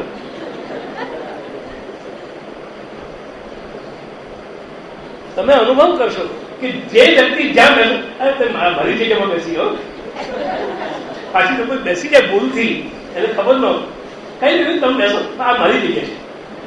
હવે એને પૂછું તે રિઝર્વેશન કરાવેલું, 5 રૂપિયા આપેલો. દરેકની ખુરશી ફિક્સ, જગ્યા ફિક્સ. હવે આપણે જો ત્યાં બેસીએ તો જ આપણા માઇન્ડની અંદર વસ્તુ જાય. પછી આપણે કોઈ દિવસ કહીએ આજે મને થોડું ઓછી સમજ પડે. કેમ? આજે મારી જગ્યા રોકાઈ ગઈ હતી. આપણે સત્સંગ કોની સાથે કરીએ છીએ? સત કાઢી નાખો તો સંગ કોનો કર્યો તમે? આ મનની જે આદત પડવાની પદ્ધતિ, અહીં બેસીએ તો જ આપણને યાદ રહે. આપણે આ જગ્યાએ બેસીએ તો જ યાદ રહે. આપણે આ રીતે પલાઠી મારીએ તો જ યાદ રહે. અને આ રીતે ચાંચીઓ લાંબો રાખીએ તો જ યાદ રહે. અને ખરેખર આ વસ્તુને માનસશાસ્ત્રની અંદર, મનોવિજ્ઞાનની અંદર માનસિક દુર્બળતા માનવામાં આવી છે. આ માનસિક દુર્બળતા છે કે હું આ જ જોઈ શકું છું. અને આ જ આપણા દુઃખોના કારણ છે. હું મારા દીકરાને હું આના સિવાય બીજી રીતે હું જોઈ શકતો નથી. આ આપણી માનસિક દુર્બળતા છે. દીકરો તારો છે પણ તે પોતાની જાત પણ છે કે જે થયો તે થયો, પણ આપણે એને જોઈ શકતા નથી. મારો દીકરો, બાપ એમ માને કે મારો દીકરો, હું ડોક્ટર તો મારો દીકરો ડોક્ટર જ થવો જોઈએ.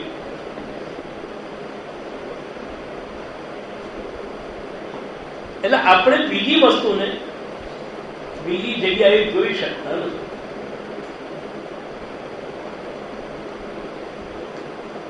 તેવી જ રીતે સત્સંગ ક્યાં કરવું? તો અહીંયા ઘરડાઈ લખે છે ભાઈ મંદિરમાં કરવો, સારી જગ્યામાં કરવો, પવિત્ર જગ્યામાં કરવો, શાંત જગ્યામાં કરવો. ભગવાનનું ભજન સેવા ક્યાં કરવી? બોલો, ભગવાનનું ભજન ક્યાં કરવું? સેવા ક્યાં કરવી?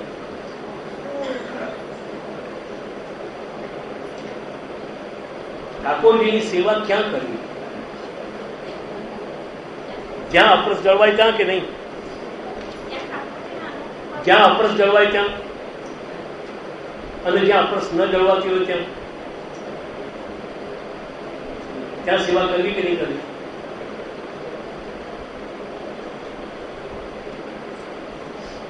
જ્યાં અપરસ ન જળવાતી હોય ત્યાં સેવા કરવી કે ન કરવી?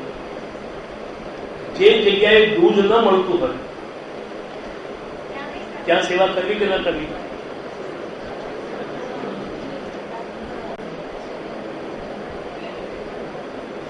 હવે તમે કોઈ અહીંયાથી વિદેશમાં એવી જગ્યાએ પહોંચી ગયા કે જ્યાં કોઈ ભારતીય વસ્તુ ખાનપાનની મળતી નથી, એવી જગ્યાએ ઠાકોરજીની સાથે પધરાવવા કે ન પધરાવવા?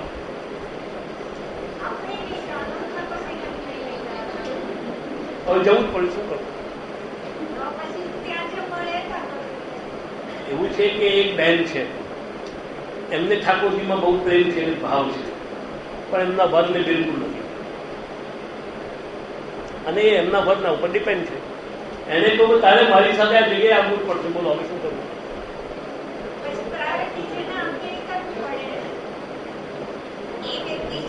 હા બરાબર છે, તો પ્રાયોરિટી તો આજને દિવસે પ્રત્યક્ષ વ્યવહારમાં વરને આપવી પડેલું છે.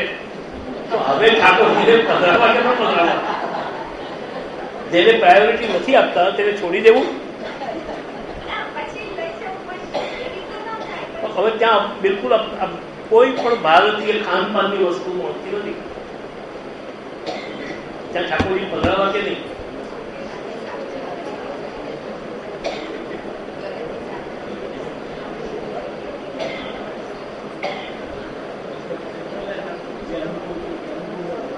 આ પ્રશ્ન મેં એટલા માટે ઉઠાવ્યો છે કે વૈષ્ણવોએ પોતાના ઠાકોરજીને કારણ વિના સકડીના, અનસકડીના, દુર્ગલના, નાગરીના, મિશ્રીના એવા માની લીધા છે.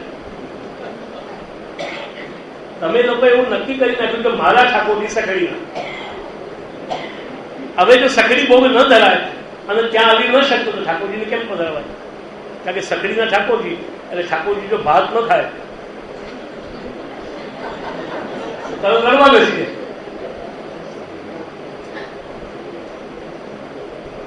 મારા ઠાકોરજી અનસકડી. મેં એક પ્રશ્ન પૂછ્યો કે આ મહાપ્રભુજીના આટલા ગ્રંથો અને ગુસાઈજીના આટલા ગ્રંથોમાંથી કઈ જગ્યાએ મહાપ્રભુજી એમ લખ્યું કે વૈષ્ણવોએ સકડી રોજ ધરવી જ ધરવી? ઠાકોરજીને સકડી જે ન ધરે તેને ઠાકોરજીની સેવા ન પધરાવવી? બોલે એવું મહાપ્રભુજી ક્યાં નથી? મહાપ્રભુજીનો એ આગ્રહ નથી કે તમે ઠાકોરજીને આ જમાડો. મહાપ્રભુજીનો જે આગ્રહ છે એ તો એ છે કે અસમર્પિત વસ્તુના તસ્માદ વર્જનમાં છે. તમે ઠાકોરજીને ભોગ ધર્યા વિનાનું તમે ન ખાઓ. મહાપ્રભુજીનો એ આગ્રહ નથી કે તમે ઠાકોરજીને રોજ દાળ ભાત સાંજે ખવડાવો. મહાપ્રભુજીનો આ આગ્રહ નથી. કોઈ પણ જગ્યાએ એવું તમને મળ્યું વાક્ય?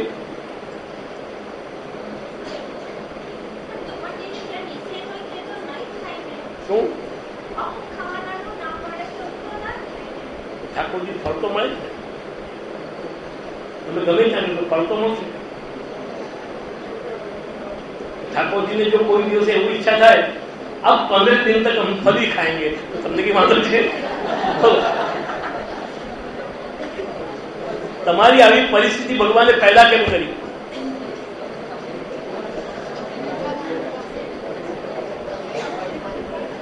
પરંતુ આવા સ્થળોમાં પણ જઈને ઠાકોરજીની સેવા કરવી કે ન કરવી? અને બીજી વાત એ છે કે તમે અગર જો ભગવાન પર ભરોસો રાખીને કંઈ પણ કરશો ને તો ભગવાન તમને સહાયતા કરશે. ગમે ત્યાંથી તમારી કોઈ પણ વ્યવસ્થા બેસી જશે, તમારે માથા ઉપર આટલો ટેન્શન રાખવાની જરૂર નથી. મતલબ એક જ છે કે પુષ્ટિ માર્ગની પુષ્ટિ સેવા એટલે ટેન્સ લેસ બદલ. અને જે વૈષ્ણવો ટેન્શન સાથે જે સેવા કરે છે એ પુષ્ટિ માર્ગની સેવા જ નથી. તમારે ઠાકોરજી માટે કોઈ ટેન્શન રાખવાની માથા ઉપર જરૂર જ નથી. હવે શું થશે? બાકીનું બધું કામ ભગવાન તમને ગોઠવી આપે છે. તમે ટેન્શલેસ થઈ જાઓ અને ઠાકોરજી પર ભરોસો રાખો. ઠાકોરજીની જે ઈચ્છા હશે તે દુનિયામાં ગમે ત્યાંથી પ્રાપ્ત કરાવી દેશે. એટલે વલ્લભજી આગળ લખે છે, યતો દેશાદી આદિ દૈવિક સંપાદનમ ભગવતૈવ. કોઈ પણ અમુક કાર્ય કરવા માટે એ સ્થાનની આદિ દૈવિકતા જોઈએ. એ સ્થાનની આદિ દૈવિકતા જોઈએ. તો એ આદિ દૈવિકતાનું સંપાદન ગમે તે સ્થળમાં તમે જશો, આ પુષ્ટિ સેવા તમે જ્યાં પધરાવશો, ભગવાન જ એ સ્થળને આદિ દૈવિક બનાવી દે. મતલબ એ કે જ્યાં ઠાકોરજી બિરાજતા હોય એ સ્થળ જ આદિ દૈવિક છે. એ સ્થળ જ આદિ દૈવિક છે. આપણા ગમે તેમ કહો, આપણા હિન્દુઓ કરતા મુસલમાનોની કેટલીક બાબતોની અંદર આપણે ધ્યાન આપવા જેવું છે. 1975 ની અંદર વડોદરાની અંદર વિશ્વ હિન્દુ પરિષદનો હું પ્રમુખ હતો, વડોદરા શાખાનો. અને તે વખતે મેં અહીંયા સ્વામી વિવેકાનંદની જયંતિ ન્યાય મંદિરમાં ઉજવવાનું રાખેલું અને એમાં દરેક ધર્મના ધર્મગુરુઓને બોલાવેલા. એમાં એક મુસ્લિમ ધર્મગુરુ પણ આવેલા, 2 જણા. બરાબર એમનો સમય જ મળી છે. મહારાજ 5 મિનિટ ખુદાની બંદગી કરી લે. અને આ મસ્જિદ નથી તો બંદગી કરશો કેમ છે? હું કારણ કે હિન્દુ ને ત્યાં મને સવાલ કર્યો, અહીંયા બંદગી કેમ થાય? એટલે મારા પૂછે તમે કે મસ્જિદ નહીં યહી. એ તો ત્યાંથી ઉઠ્યા અને એક ટુવાલ જેવું કે નીચે પાથર્યું આગળ લઈને જ્યાં જગ્યા હતી ત્યાં, અને બેસીને એમણે બિસ્મિલ્લાહ રહેમાન રહીમ કુલ અલ્લાહુ અહદ કરીને બંદગી ચાલુ કરી દીધી. 15 મિનિટ સુધી ભગવાનની બંદગી કરીને પાછા આવ્યા. આપણે વિચારીએ છીએ કે અહીંયા પ્રાર્થના થાય કે નહીં, અહીંયા સેવા થાય કે નહીં, અહીંયા થાય કે નહીં. જે જગ્યાએ તમે ઠાકોરજી બિરાજે છે એ જગ્યા અલૌકિક છે, અને એ અલૌકિક ભગવાન જગ્યાને અલૌકિક બનાવે છે. અલૌકિક જગ્યામાં ભગવાનને પધરાવવાના નથી, પણ ભગવાન જ્યાં બિરાજે છે તેને અલૌકિક માને. એટલે દેશાદી સંપાદન પણ અહીંયા ભગવાન જ કરતા હોય છે. તમે ગમે તેવા દેશમાં જશો પણ એ દેશની આદિ દૈવિકતા એ ભગવાન સંપાદન કરે છે. બલકે હું તો એમ કહીશ, વૃત્રાસુરની ભાષામાં, વૃત્રાસુર ચતુશ્લોકીની ભાષામાં અગર જો આજના આધુનિક સમયમાં જો કહેવાનું આવે એમ કહી શકાય કે ભગવાન અગર જો આપણને નરકમાં મોકલે તોય આપણને ક્યાંય કોઈ વાંધો નથી. એમની ઈચ્છા હોય કે તું નરકમાં જા તો આપણે નરકમાં જવા તૈયાર છે. પણ ઠાકોરજીને એટલી જ વિનંતી કે જે આપને હું ત્યાં પધરાવી દઈશ, હું ત્યાં પણ ત્યાં સેવા કરીશ. તમે મહાગૌરવમાં બેસીને પણ ઠાકોરજીનું જો ભજન કરવા માંગો તો તમે કરી શકો છો. અને મહાગૌરવને પણ તમારી સેવા સ્થળને એ વૈકુંઠ જેટલો ભાગ બનાવી દેશે. તમને ત્યાં રૌરવનો અનુભવ નહીં.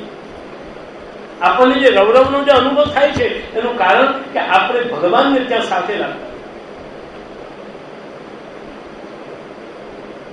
એટલે યતો દેશાદી આધિદૈવિક સંપાદનમ ભગવતૈવ. ભગવાન જ ત્યાં એની આધિદૈવિકતા અલૌકિકતાનું સંપાદન ભગવાન જ કરતા હોય છે. તમારે આ બધા પ્રયત્નો કરવાની જરૂર નથી. અતએવ ઉત્તમ શ્રી ભાગવતે. અને તેથી શ્રીમદ ભાગવતની અંદર આ વાત કહેવામાં આવી કે તીર્થી કુર્વંતિ તીર્થાની સ્વાંતસ્થેન ગલાપુતા.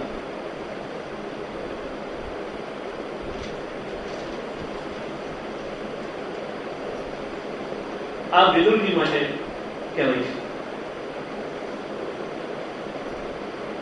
સામે કહેવામાં આવ્યું કે તીર્થી કુર્વંતિ તીર્થાની ભગવદ્વિદા ભગવતઃ તીર્થભૂતા સ્વયં વિભો તીર્થી કુર્વંતિ તીર્થાની શાંતસ્થેન ગદાપુતા.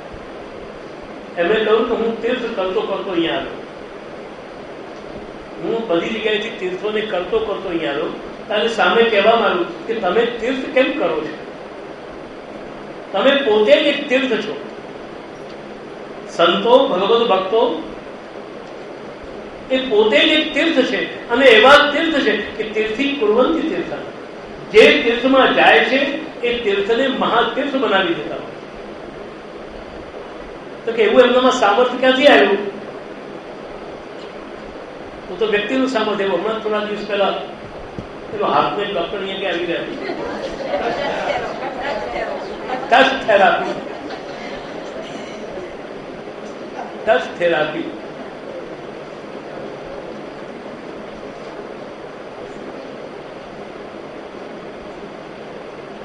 જો કે એમને બિચારાએ બહુ કબૂલાત નિખાલસ ભાવે કરી હતી કે મને મારા ગુરુએ જે આપેલા મંત્રથી અને એની અંદરના પ્રભાવથી હું આ બધું કામ કરું.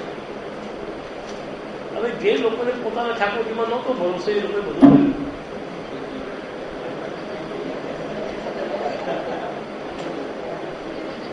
પોતાના ઠાકોરજીનો હાથ થોડો ઓછો મીઠો હતો એટલે બીજાનો ટચ કરવા બધી જરૂર પડી. મારા ટીકા ટિપ્પણ નથી કરતા, પણ આમાં કહેવાનું કે તીર્થી કુર્વંતી તીર્થ કેવી રીતે કરે છે? આ તીર્થી કુર્વંતી તીર્થાનું કારણ તો વ્યક્તિમાં મહત્વ છે. આ તો દાખલો એટલો માટે કે વ્યક્તિના ટચમાં એની આંગળીમાં એવું કંઈ નથી, પણ એની અંદર રહેલી કે શક્તિ મંત્રની, એ વ્યક્તિમાં રહેલી જે ગુરુએ આપેલી મંત્રની જે શક્તિ, એ શક્તિથી ટચ થેરાપી નથી. બાકી તમે કોઈ વિના ગમે તો ટચ કરો ને, એનાથી કઈ થવાનું નથી, એનાથી કઈ થવાનું નથી. રઘુવંશની અંદર અજમિલાપ આવે છે અને અજમિલાપની અંદર આસમાનમાંથી એક માળા પડે છે અને અજની મહારાણી ઇન્દુમતી એના વક્ષ ઉપર પડે છે અને પડતા જ એ ઇન્દુમતી એકદમ નીચે જમીન પર પછડાય છે અને ત્યાં એના પ્રાણો પંખેથી ઉડી જાય છે. અજને અતિશય પ્રેમ હોય છે. એ માળા લઈને પોતાની છાતીને ટામે છે કે મારી જો ઇન્દુમતી ગઈ તો હવે તું મને પણ મારી. આમ ઘસે છે પોતાના હાર્ટ ઉપર, હૃદય પર, પણ એને કંઈ થતું નથી. ત્યારે અજના મુક્તિ કાલિદાસે એક શ્લોક કહ્યો કે શગિયમ યદિ જીવતાપહા યમ શગ. આ જો પુષ્પની માળા અગર તો ખરેખર મારનારી છે, શગિયમ યદિ જીવતાપહા યદિ સ્પૃશંતિ કિલ્લો હંતિમાં.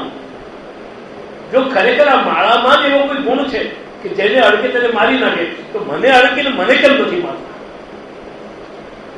એનું શું કારણ?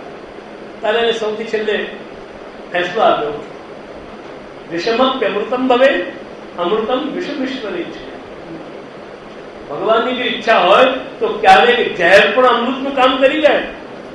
માણસ પીએ ઝેર અને એનો રોગ નાશ પામે અને જીવતો થઈ જાય. અને અમૃતમ વિષમ ઈશ્વરી છે. અને કેટલીક વાર જો ઈશ્વરની ઈચ્છા એવી હોય તો કોઈએ કહ્યું કે દૂધ પીને, દૂધ પીવાથી શરીરની અંદર ફૂડ પોઈઝન થઈ ગયું અને ફૂડ પોઈઝન એમના વિષમપ્યમૃતમ ભવે અમૃતમ વિષમ ઈશ્વરી છે. તો એના ટચ થેરેપીની અંદર એ વ્યક્તિના ટચમાં કોઈ જાદુ નથી, એ ટચની અંદર કોઈ સામર્થ્ય નથી. એ સામર્થ્ય એની અંદર રહેલું, એની જે ગુરુની શક્તિ છે તે છે. તેવી જ રીતે આ સંતો, આપણે ઘણી વાર સંતોને કહીએ છીએ ને કે આ સંતો આ આમ થયું, આમ થયું, આમ થયું, પરંતુ અહીંયા કહે છે કે સંતોની સામર્થ્ય નથી. એ સંતો પણ આવું કરી કેમ શકે છે? એ તે સાધારણ મનુષ્ય છે અને એક મનુષ્ય આ કર્મ કરી શકે નહીં. છતાં પણ એનાથી જે થાય છે એનું કારણ શું? તો કે શાંતસ થઈને ગદા ભૂતા.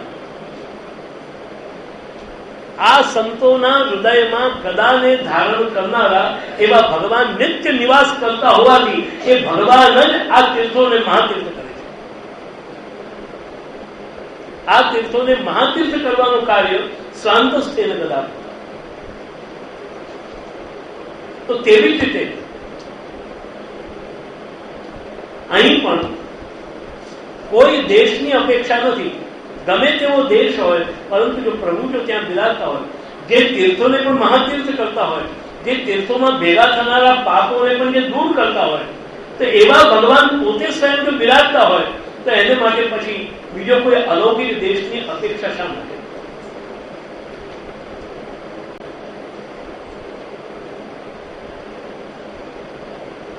તેન અન્યત્વ અપી ન. તેથી બીજો કોઈ પણ જગ્યાએ આપણે માટે આનાથી અતિરિક્ત બીજો ધર્મ નથી. બીજો ધર્મ નથી એનો અર્થ આગળ સમજાવવાનો છે કે આપણે બીજા બધા જે ધર્મો છે એને મુખ્ય ધર્મ તરીકે જીવનમાં નહીં પ્રાપ્ત કરીને જેટલું થતું હોય તેટલું કરવું. મુખ્ય ધર્મ નથી. અયમ તો ધર્મી રૂપત્વાદ અતિ પ્રબલત્વાદ અતિ લોહિત્વાદ ક્વાપી ભવતું એથી ભાવ. તમે આ ભગવાનનો જે ભજન રૂપી જે માર્ગ છે, ભજન રૂપી જે ધર્મ છે, એના 3 લક્ષણો બતાવે. એ કેવા છે? એક તો આ ભગવાનનું ભજન એ ધર્મી રૂપ છે, ધર્મ રૂપ નથી. બીજે નંબરે અતિ પ્રબલત્વાદ, અને ધર્મી રૂપ હોવાથી અત્યંત બળવાળું છે, નિર્બળ નથી. નિર્બળ વ્યક્તિનું કરેલી સોબત એ આપણને ક્યારેય પણ કોઈ ભયમાંથી ટાળી શકતા નથી. કોઈ સબળ વ્યક્તિની સાથે આપણે બેઠા હોઈએ તો જ આપણા ભય ટળે છે. તેવી જ રીતે જે માર્ગની ઉપર આપણે ચાલતા હોઈએ એ માર્ગ પોતે જ દુબળો હોય. મને યાદ છે અત્યારે કે આજથી લગભગ 95 વર્ષ પહેલા અમારા દાદાજી મહારાજ નવસારી પધારેલા, અને એ નવસારીમાં પધારેલા એમનું એક પ્રવચન આજે પણ મારી પાસે છપાયેલું પડેલું છે. એમાં એમણે આ ધર્મી ધર્મની ચર્ચા કરી અને એમાં આ પછી આજ્ઞા કરી કે એવો ધર્મ શું કામનો કે જે નાની વાતમાં અભરાઈ જતો હોય, અને એવા ધર્મનું પાલન કરવાથી આપણું કયું ભલું કે આપણી કઈ રક્ષા થવાની. આનાથી કરાય, આનાથી ન કરાય, આ ચાલે, આ ન ચાલે. એટલે એક વાત યાદ રાખજો કે જેટલા પણ આચાર વિચાર વગેરે વિષયો છે ને એ મૂળ પુષ્ટિ માર્ગના નથી, એ મૂળ હિન્દુ ધર્મના અને વેદ માર્ગના. અને આપણે કારણ વિના પુષ્ટિ માર્ગને છૂવાછૂતનો માર્ગ બનાવી. પુષ્ટિ માર્ગ એ છૂવાછૂતનો નથી. જેટલી પણ છૂવાછૂત છે એ આપણા હિન્દુ ધર્મમાં અને બ્રાહ્મણ ધર્મની અંદર રહેલી છે. અમે લોકો જે કહીએ ને કે તમારા હાથની સગડી ન થવાય, એ કે પુષ્ટિ માર્ગ ના નથી કહેતો. એટલું ધ્યાન રાખજો. જેને પુષ્ટિ માર્ગ કે તે ના નથી કહેતો. હવે ના કોણ કહે છે? અમે જે બ્રાહ્મણ છીએ, હવે અમારે ક્યાં સુધી તમારી સગડી નહીં ખાવાની? જ્યાં સુધી મને એવું યાદ છે મારા ચિત્તમાં હું એક બ્રાહ્મણ છું. હવે જો બ્રાહ્મણ છું તો બ્રાહ્મણના ધર્મો નિભાવવાના. અગર જો હું પુરુષ છું તો પુરુષના મારે ધર્મો નિભાવવાના છે. હું અગર જો મને ખ્યાલ છે કે હું પુરુષ છું તો મારે ધોતી અને બંડીને ઉપરણો પહેરવાના છે. પછી તે વખતે હું પુરુષ છું તો મારે ડ્રેસ પહેરવાનો નથી. આ બધા જેટલા પણ જે ધર્મો છે ને એ કે પુષ્ટિ માર્ગના નથી, કે આ બધા આચાર વિચાર વગેરે એ આપણા હિન્દુ ધર્મની અંદર જે આવેલા જે નીતિ નિયમો છે દેહને લઈને બનેલા એ આ બધા ધર્મો છે. हाँ, महाप्रभु जी की कैसे छू गई ये बताओ मैंने. कोई दूसरे ने देख लिया इसलिए, बराबर.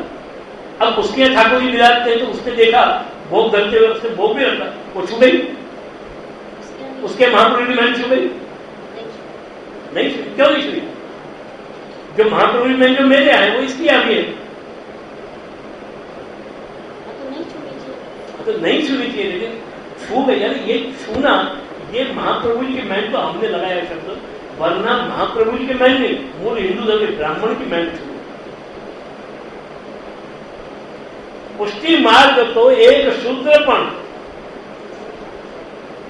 ઠાકોરજીની સેવા પોતાના ઘરે પધરાવી અને દાળ ભાત શાક રોટલી ઠાકોરજીને જો અંગીકાર કરાવે પ્રેમથી તો ઠાકોરજી એટલા જ પ્રેમથી અલવશે કે જેટલા મારે ઘરે ઠાકોરજી અલવશે.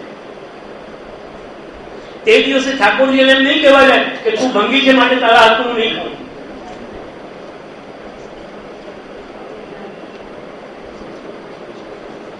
અને તેમ છતાં પણ ગુસાઈની પુરુષોત્તમ પ્રતિષ્ઠા પ્રકારની અંદર બહુ સરસ મજાની વાત લગે છે. મજાની વાત લગે છે. મર્યાદા માર્ગ અને પુષ્ટિ માર્ગમાં જે અંતર કરવા માટે મજાની વાત પુરુષોત્તમ પ્રતિષ્ઠા પ્રકારની અંદર શ્રી ગુસાઈજી લગે છે કે ધારો કે તમારા ઠાકોરજીને કોઈ ચાંદાલનો કે બીજાનો ત્રીજાનો કે એવી અપવિત્ર વસ્તુઓનો સ્પર્શ થઈ ગયો, અડકી ગયા, અડકા બોળો થઈ ગયો, હવે શું કરવું? તો જેને શુદ્ર અડકી ગયો છે એક વિચાર કરજો. હવે ધારો કે કોઈ કારણથી મેન્સિસ વાળી પીરિયડ વાળી સ્ત્રીએ તમારી ઠાકોરજીની કોઈ વસ્તુને ઠાકોરજીને અડકી લીધું બાય મિસ્ટેક, ગમે તે અજાણતા. હવે બોલો એ ઠાકોરજી જેને અડકી ગયા છે એ ઠાકોરજીની સેવા થાય કે ન થાય?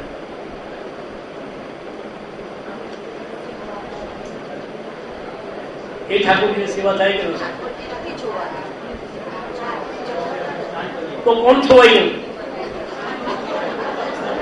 તો ભાઈ છોવાઈ કોણ ગયું?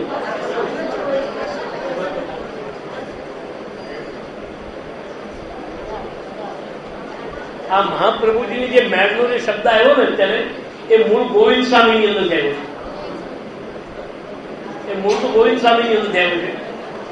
વાર્તા પ્રસંગની અંદર છે કે જાઓ નાય કે આવો.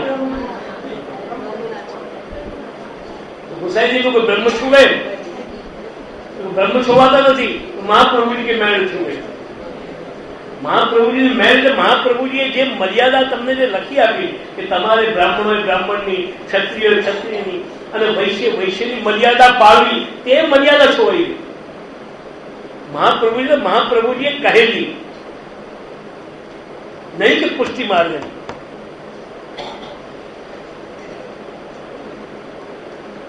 ત્યારે જે છોવાઈ ગયા તમે એક મેન્સ પીરિયડ વાળી સ્ત્રી ઠાકોરજીને અડકી ગઈ છે. હવે ઠાકોરજી છોવાઈ ગયા, એ પદાર્થ અશુદ્ધ થઈ ગયો, તો એ ઠાકોરજીની સેવા કરવી કે ન કરવી? ન કરે. કેમ? મહાપ્રભુજી મેળ. એ ઠાકોરજીની સેવા ન થાય કારણ કે મહાપ્રભુજી કી મેળ. કઈ મેળ છે? એ મેળ તમને હું બતાવ્યું. એ મેળ હું તમને બતાવ્યું. તમારા ઘરે ઠાકોરજીનું ચિત્ત સેવા બિરાજે છે, બરાબર? હવે ચિત્ત સેવાની અંદર તમે મંગળ ભોગ ધર્યા, મંગળ ભોગ સરાય, આચમન મુખવસ્ત્ર કરાય, તે પછીથી શું કરશો? શું કરશો? હા, ચિત્તને શું કરાવશો? અંગવસ્ત્ર કરાવશો કે સ્નાન કરાવશો?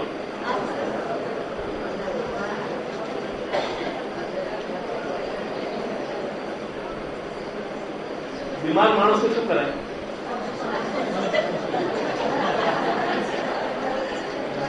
તમે ઠાકોરજીને તમારી ચિત્ત સેવા જે બિરાજે છે, તમે એમને શું કરશો? તમે સ્નાન કરાવશો, અંગવસ્ત્ર કરશો, શું કરશો? કેમ સ્નાન નહીં? કેમ સ્નાન નહીં? કેમ સ્નાન નહીં? ભગવાનને નવડાવવાનું. પણ કેમ કે તમારા મગજમાં શું બેઠેલું છે? મારા ઠાકોરજી કાગળમાં છે, મારા ઠાકોરજી કાગળમાં છે. એટલે જ્યાં સુધી કે પદાર્થ બુદ્ધિ છે, એ પદાર્થ બુદ્ધિ ની સાથે આપણી મર્યાદાઓ જળાયેલી છે. એટલે કેમ કે આ કાગળમાં છે તો પછી એને સ્નાન ન થાય. પણ જે ઘડીએ તમને જયારે અનુભવ થઈ જાય કે મારા ઠાકોરજી એ કાગળના છબીમાં આટલા આમ નહીં પણ સાક્ષાત બિરાજે છે, તે દિવસે પછી તમને આ પ્રશ્ન નહીં આવે કે એમને નવડાવાય કે ન નવડાવાય. પછી તમે પેલું ભજન આરામથી ગાવાના બેસીને યમુના જળમાં કેસર ઘોડી સ્નાન કરવા મુસાફર. તેવી જ રીતે એક શુદ્ધ સ્ત્રી કે પીરિયડ વાળી સ્ત્રી ઠાકોરજીને અટકી ગઈ તો એને સેવા ન થાય. કેમ નહીં થાય? કારણ કે તમારી પદાર્થ બુદ્ધિ છે માટે. પણ હવે પદાર્થ બુદ્ધિ છે તો વસ્તુ આમ મર્યાદાથી એની સેવા ન થાય. હવે એની સેવા કરવા આપણે કેવી રીતે કરવી? તો તમે કોઈ પંડિતજીને પૂછવા જશો, કોઈ બ્રાહ્મણોને પૂછવા જશો તો કે એમાં તો દેવ ચાલ્યા ગયા. એ મૂર્તિમાં જે દેવ હતા એ દેવ ચાલ્યા ગયા. હવે દેવ ચાલ્યા ગયા મને શું કરું તો નવેસરથી પાછી. એટલા માટે તમને ખબર નહીં હોય કે આજને દિવસે કાશીના કયા પેલા મહાદેવજી વિશ્વનાથ મહાદેવ, વિશ્વનાથ મહાદેવ એ આજે પણ એનું ઓરિજિનલ શિવલિંગ ત્યાં નથી. કેમ કે મુસલમાન અટકી ગયા અને છોવાઈ ગયું. માટે હવે એની કોઈ પણ જાતની એમાં દેવ ચાલે. વિશ્વનાથનું અસલ સ્થાન નથી, અસલ મૂર્તિ નથી, એમાંથી દેવ ચાલે રહ્યા. હવે એ દેવ ચાલ્યા રહ્યા છે એને પાછા લાવવા માટે આખી વૈદિક વિધિ કરવી, પુનઃ પ્રાણ પ્રતિષ્ઠા. ત્યારે ગુસાઈજી કહ્યું કે ના, અગર જો તમારા ઠાકોરજીમાં કંઈક આવો વ્યતિક્રમ કોઈ દિવસ તમને અનુભવાય, એવું દેખાય. હવે એ પણ બધી વાત છોડી દો. કદાચ કોઈ વખત એવો પ્રસંગ આવ્યો કે તમારાથી રહેવાયું નહીં, ઠાકોરજીના પ્રેમવશ, અને અપરસ વિના કે અપરસથી વિરુદ્ધ તમારાથી ઠાકોરજીની સેવા તમારે કરવી જ પડી, તો તેવા સંજોગોની અંદર એનાથી પણ વધારે તમે વિચારો તો કદાચ તમારે ઠાકોરજીને અહીંયાથી વિદેશ લઈ જવા પડે. આપણે આધુનિક સમયની જ વિચારણા કરીએ. તમારે અહીંયાથી વિદેશમાં અમેરિકા, લંડન તમારે ઠાકોરજીને સાથે પગાવી લઈ જવા પડે. અને ત્યાં જે ગોટાળો થાય છે, અમેરિકા જઈને કે લંડન જઈને તમે એવી આશા જ નહીં રાખો કે પુષ્ટિ માર્ગની અપરસ તમારી સચવાવાની છે. અમે વલ્લભપુરના જઈએ કે કોઈ પણ પૂરના જાય, પછી ભલે આવીને અમે એમ કહીએ કે અમે ઝરણાનું પાણી પીએ છીએ, તો ત્યાં તો જે મળતું હોય તે પીવું પડે. તો તે વખતે તમે જયારે અમેરિકાથી કે લંડનથી પાછા આવો તો તે વખતે તમારા ઠાકોરજીની તમારે શુદ્ધિ એ કરવી જરૂરી છે. એ કેવી રીતે કરવાની? તો તમે એમને પંચામૃત સ્નાન કરો. આ પંચામૃત સ્નાન છે ને એ ભૂત શુદ્ધિની જગ્યામાં છે, પદાર્થ શુદ્ધિ. એટલે જે પદાર્થ અશુદ્ધ બન્યો છે, જે પદાર્થ અશુદ્ધ થયો છે, તેને ફરીથી એની શુદ્ધિ તમારે કરવી જરૂરી છે. વરના એ ઠાકોરજી નથી એવું તો કહી શકાય એમ નથી.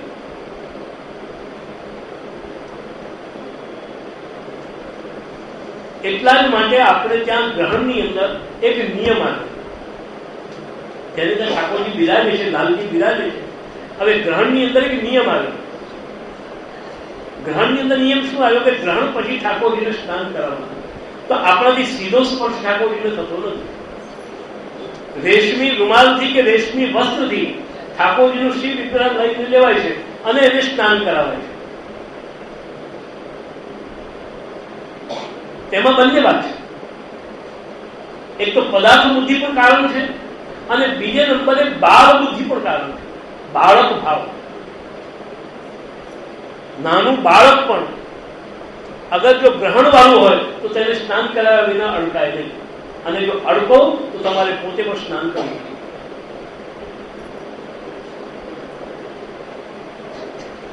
તેવી જ રીતે અહીં પણ અતિ પ્રબલત્વ.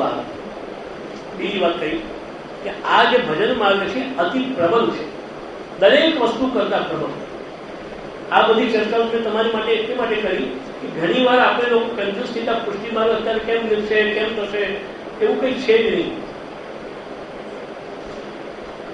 જેટલો ડર સાસરે જતી છોકરીને પરણતા પહેલા હોય છે, એવો ડર વૈષ્ણવને ઠાકોરજીને પધરાવતા પહેલા વૈષ્ણવના મનમાં બેઠો કે સાસરી શું થશે, કેમ થશે. પછી સાસરી જાય ને જો શાંતિથી તો ત્યાં બધું જ ફોડાઈ જાય છે.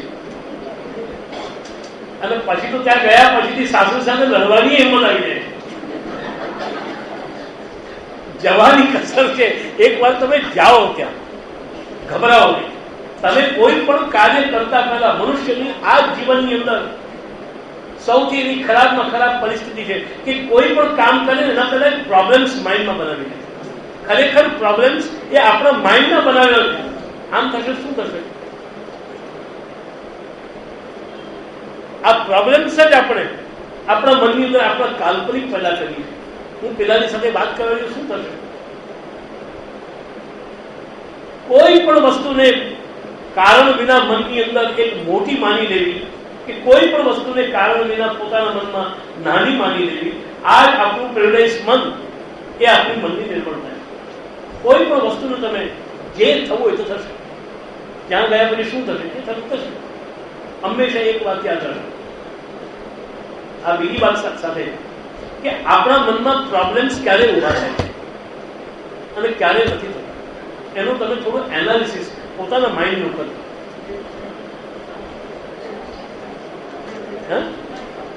તમારા મનમાં પ્રોબ્લેમ્સ ક્યારે ઉભા થાય છે અને ક્યારે નથી થતા. તમે તો એનાલિસિસ કરી લો શાંતિથી. અને આ વાત મારી હું કહું છું એને બહુ ઉતાવળથી જવાબ મને નહીં આપતા, 2-4-10 દિવસ પછી આપે. તમે એટલો અનુભવ કરજો કે જે વસ્તુમાં તમારો પૂર્ણ રસ અને પૂર્ણ લાગણી છે એને માટે તમારા મનમાં કોઈ પ્રોબ્લેમ્સ છે.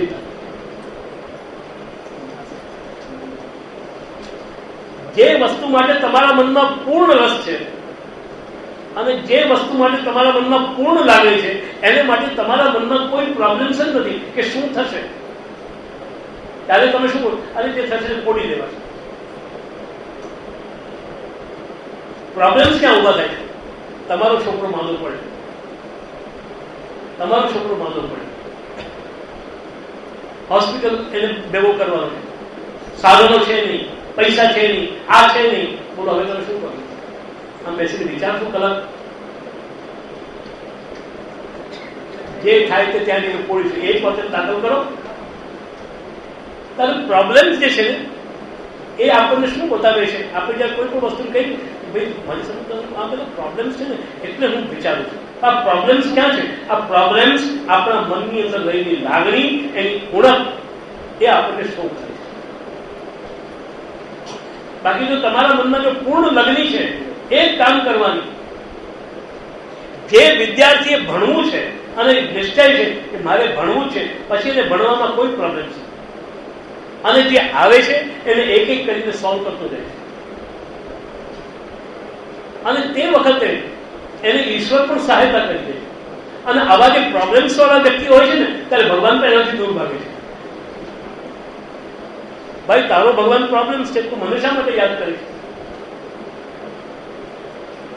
એટલે આ ધર્મી માર્ગ છે અતિ પ્રબલ છે, આ અતિ પ્રબલ માર્ગ છે અને અતિરોહિત. આ માર્ગ ક્યારેય પણ તિરોહિત થતો નથી. કોઈ પણ કાળમાં અને કોઈ પણ દેશમાં આ જવાબ હૃદયથી આપી દે છે કે આજથી 1000 વર્ષ પછી પુષ્ટિ માર્ગ પાડી શકાય કે નહીં એનો જવાબ આપી દે છે. આજથી 1000 વર્ષ પછી જે દિવસે વિજ્ઞાન પોતાની ટોચ ઉપર પહોંચેલું હશે તે દિવસે પુષ્ટિ માર્ગ પાડી શકાશે કે નહીં એનો જવાબ આપી દે છે. અતિરોહિત. ગમે તે પ્રકારનો કાળ કે ગમે તે પ્રકારનો દેશ હોય એમાં આ માર્ગ, આ ભજન માર્ગ ભગવાનનો એ ક્યારેય પણ તિરોહિત થતો નથી. એ સદાને માટે જીવંત રહે છે. આ બધા કારણો હોવાથી ધર્મી રૂપત્વ, અતિ પ્રબલત્વ, અતિરોહિત્વ, ક્વાપી ભવતું. તમે આ ભજન માર્ગને ગમે ત્યાં તમે કરી શકો છો, એમાં તમારે માટે કોઈ પ્રશ્ન બાકી રહેતો નથી. તમે ગમે ત્યાં ભગવાનનું ભજન કરો. સવાલ હવે ક્યાં આમાં નડે છે આપણને? હું કહી દઉં તેમ, હું તમને કહી દઉં તેમ પુષ્ટિ માર્ગમાં જરૂરી શું છે? સૌથી છેલ્લે અનુકલ્પિત પુષ્ટિ માર્ગમાં જરૂરી શું છે? ભગવાનની ભક્તિમાં, ભગવાનના ભજનમાં સૌથી પ્રથમ જરૂરી કરવું, સૌથી પહેલું ભગવાનમાં લાગણી. સૌથી પહેલું ભગવાનમાં લાગણી. અને જો લાગણી પણ ન હોય તો તેના પણ પહેલા પોતાના ગુરુમાં શ્રદ્ધા રાખી અને મારે આ કરવું છે તેવો પાકોનિષ્ઠ છે. આટલું જો તમારી પાસે હશે તો બાકીના આપોઆપ તમારું સિદ્ધ થશે. પણ આપણા મનમાં પાકો નિશ્ચય હોવો જોઈએ કે મારે આ માર્ગ પર જવું.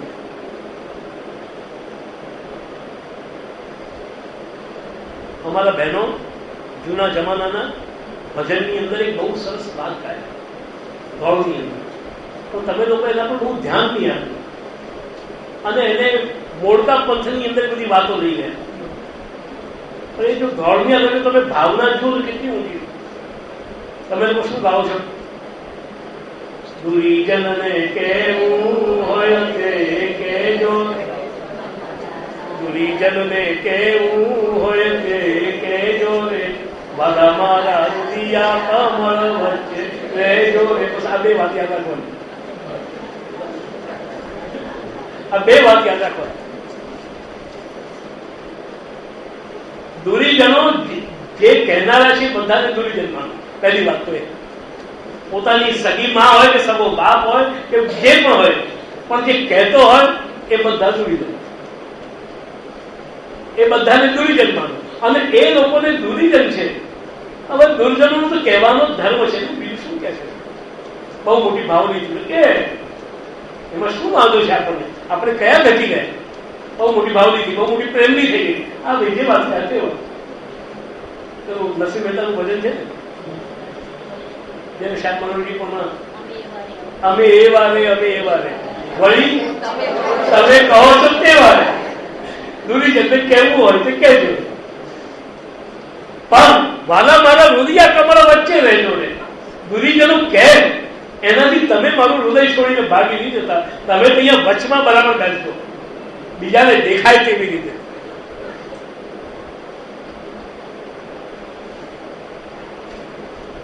બીજાને દેખાય તે રીતે અમારા હૃદયા કમળના વચમાં આવી અને બેસજો.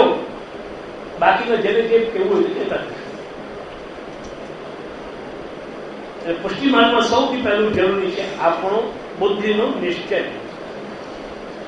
અને પોતાના ગુરુની અંદર આપણા ગુરુ શ્રી મધ્વાચાર્ય ચરણ શ્રી મહાપ્રભુજી એની અંદર આપણો અડગ વિશ્વાસ. મહાપ્રભુજી આજ્ઞા કરી છે ને મારા હિતમાં આટલું કરવું છે, મારે આ જ કરવાનું છે અને હું કરીશ એવા આત્મવિશ્વાસ સાથે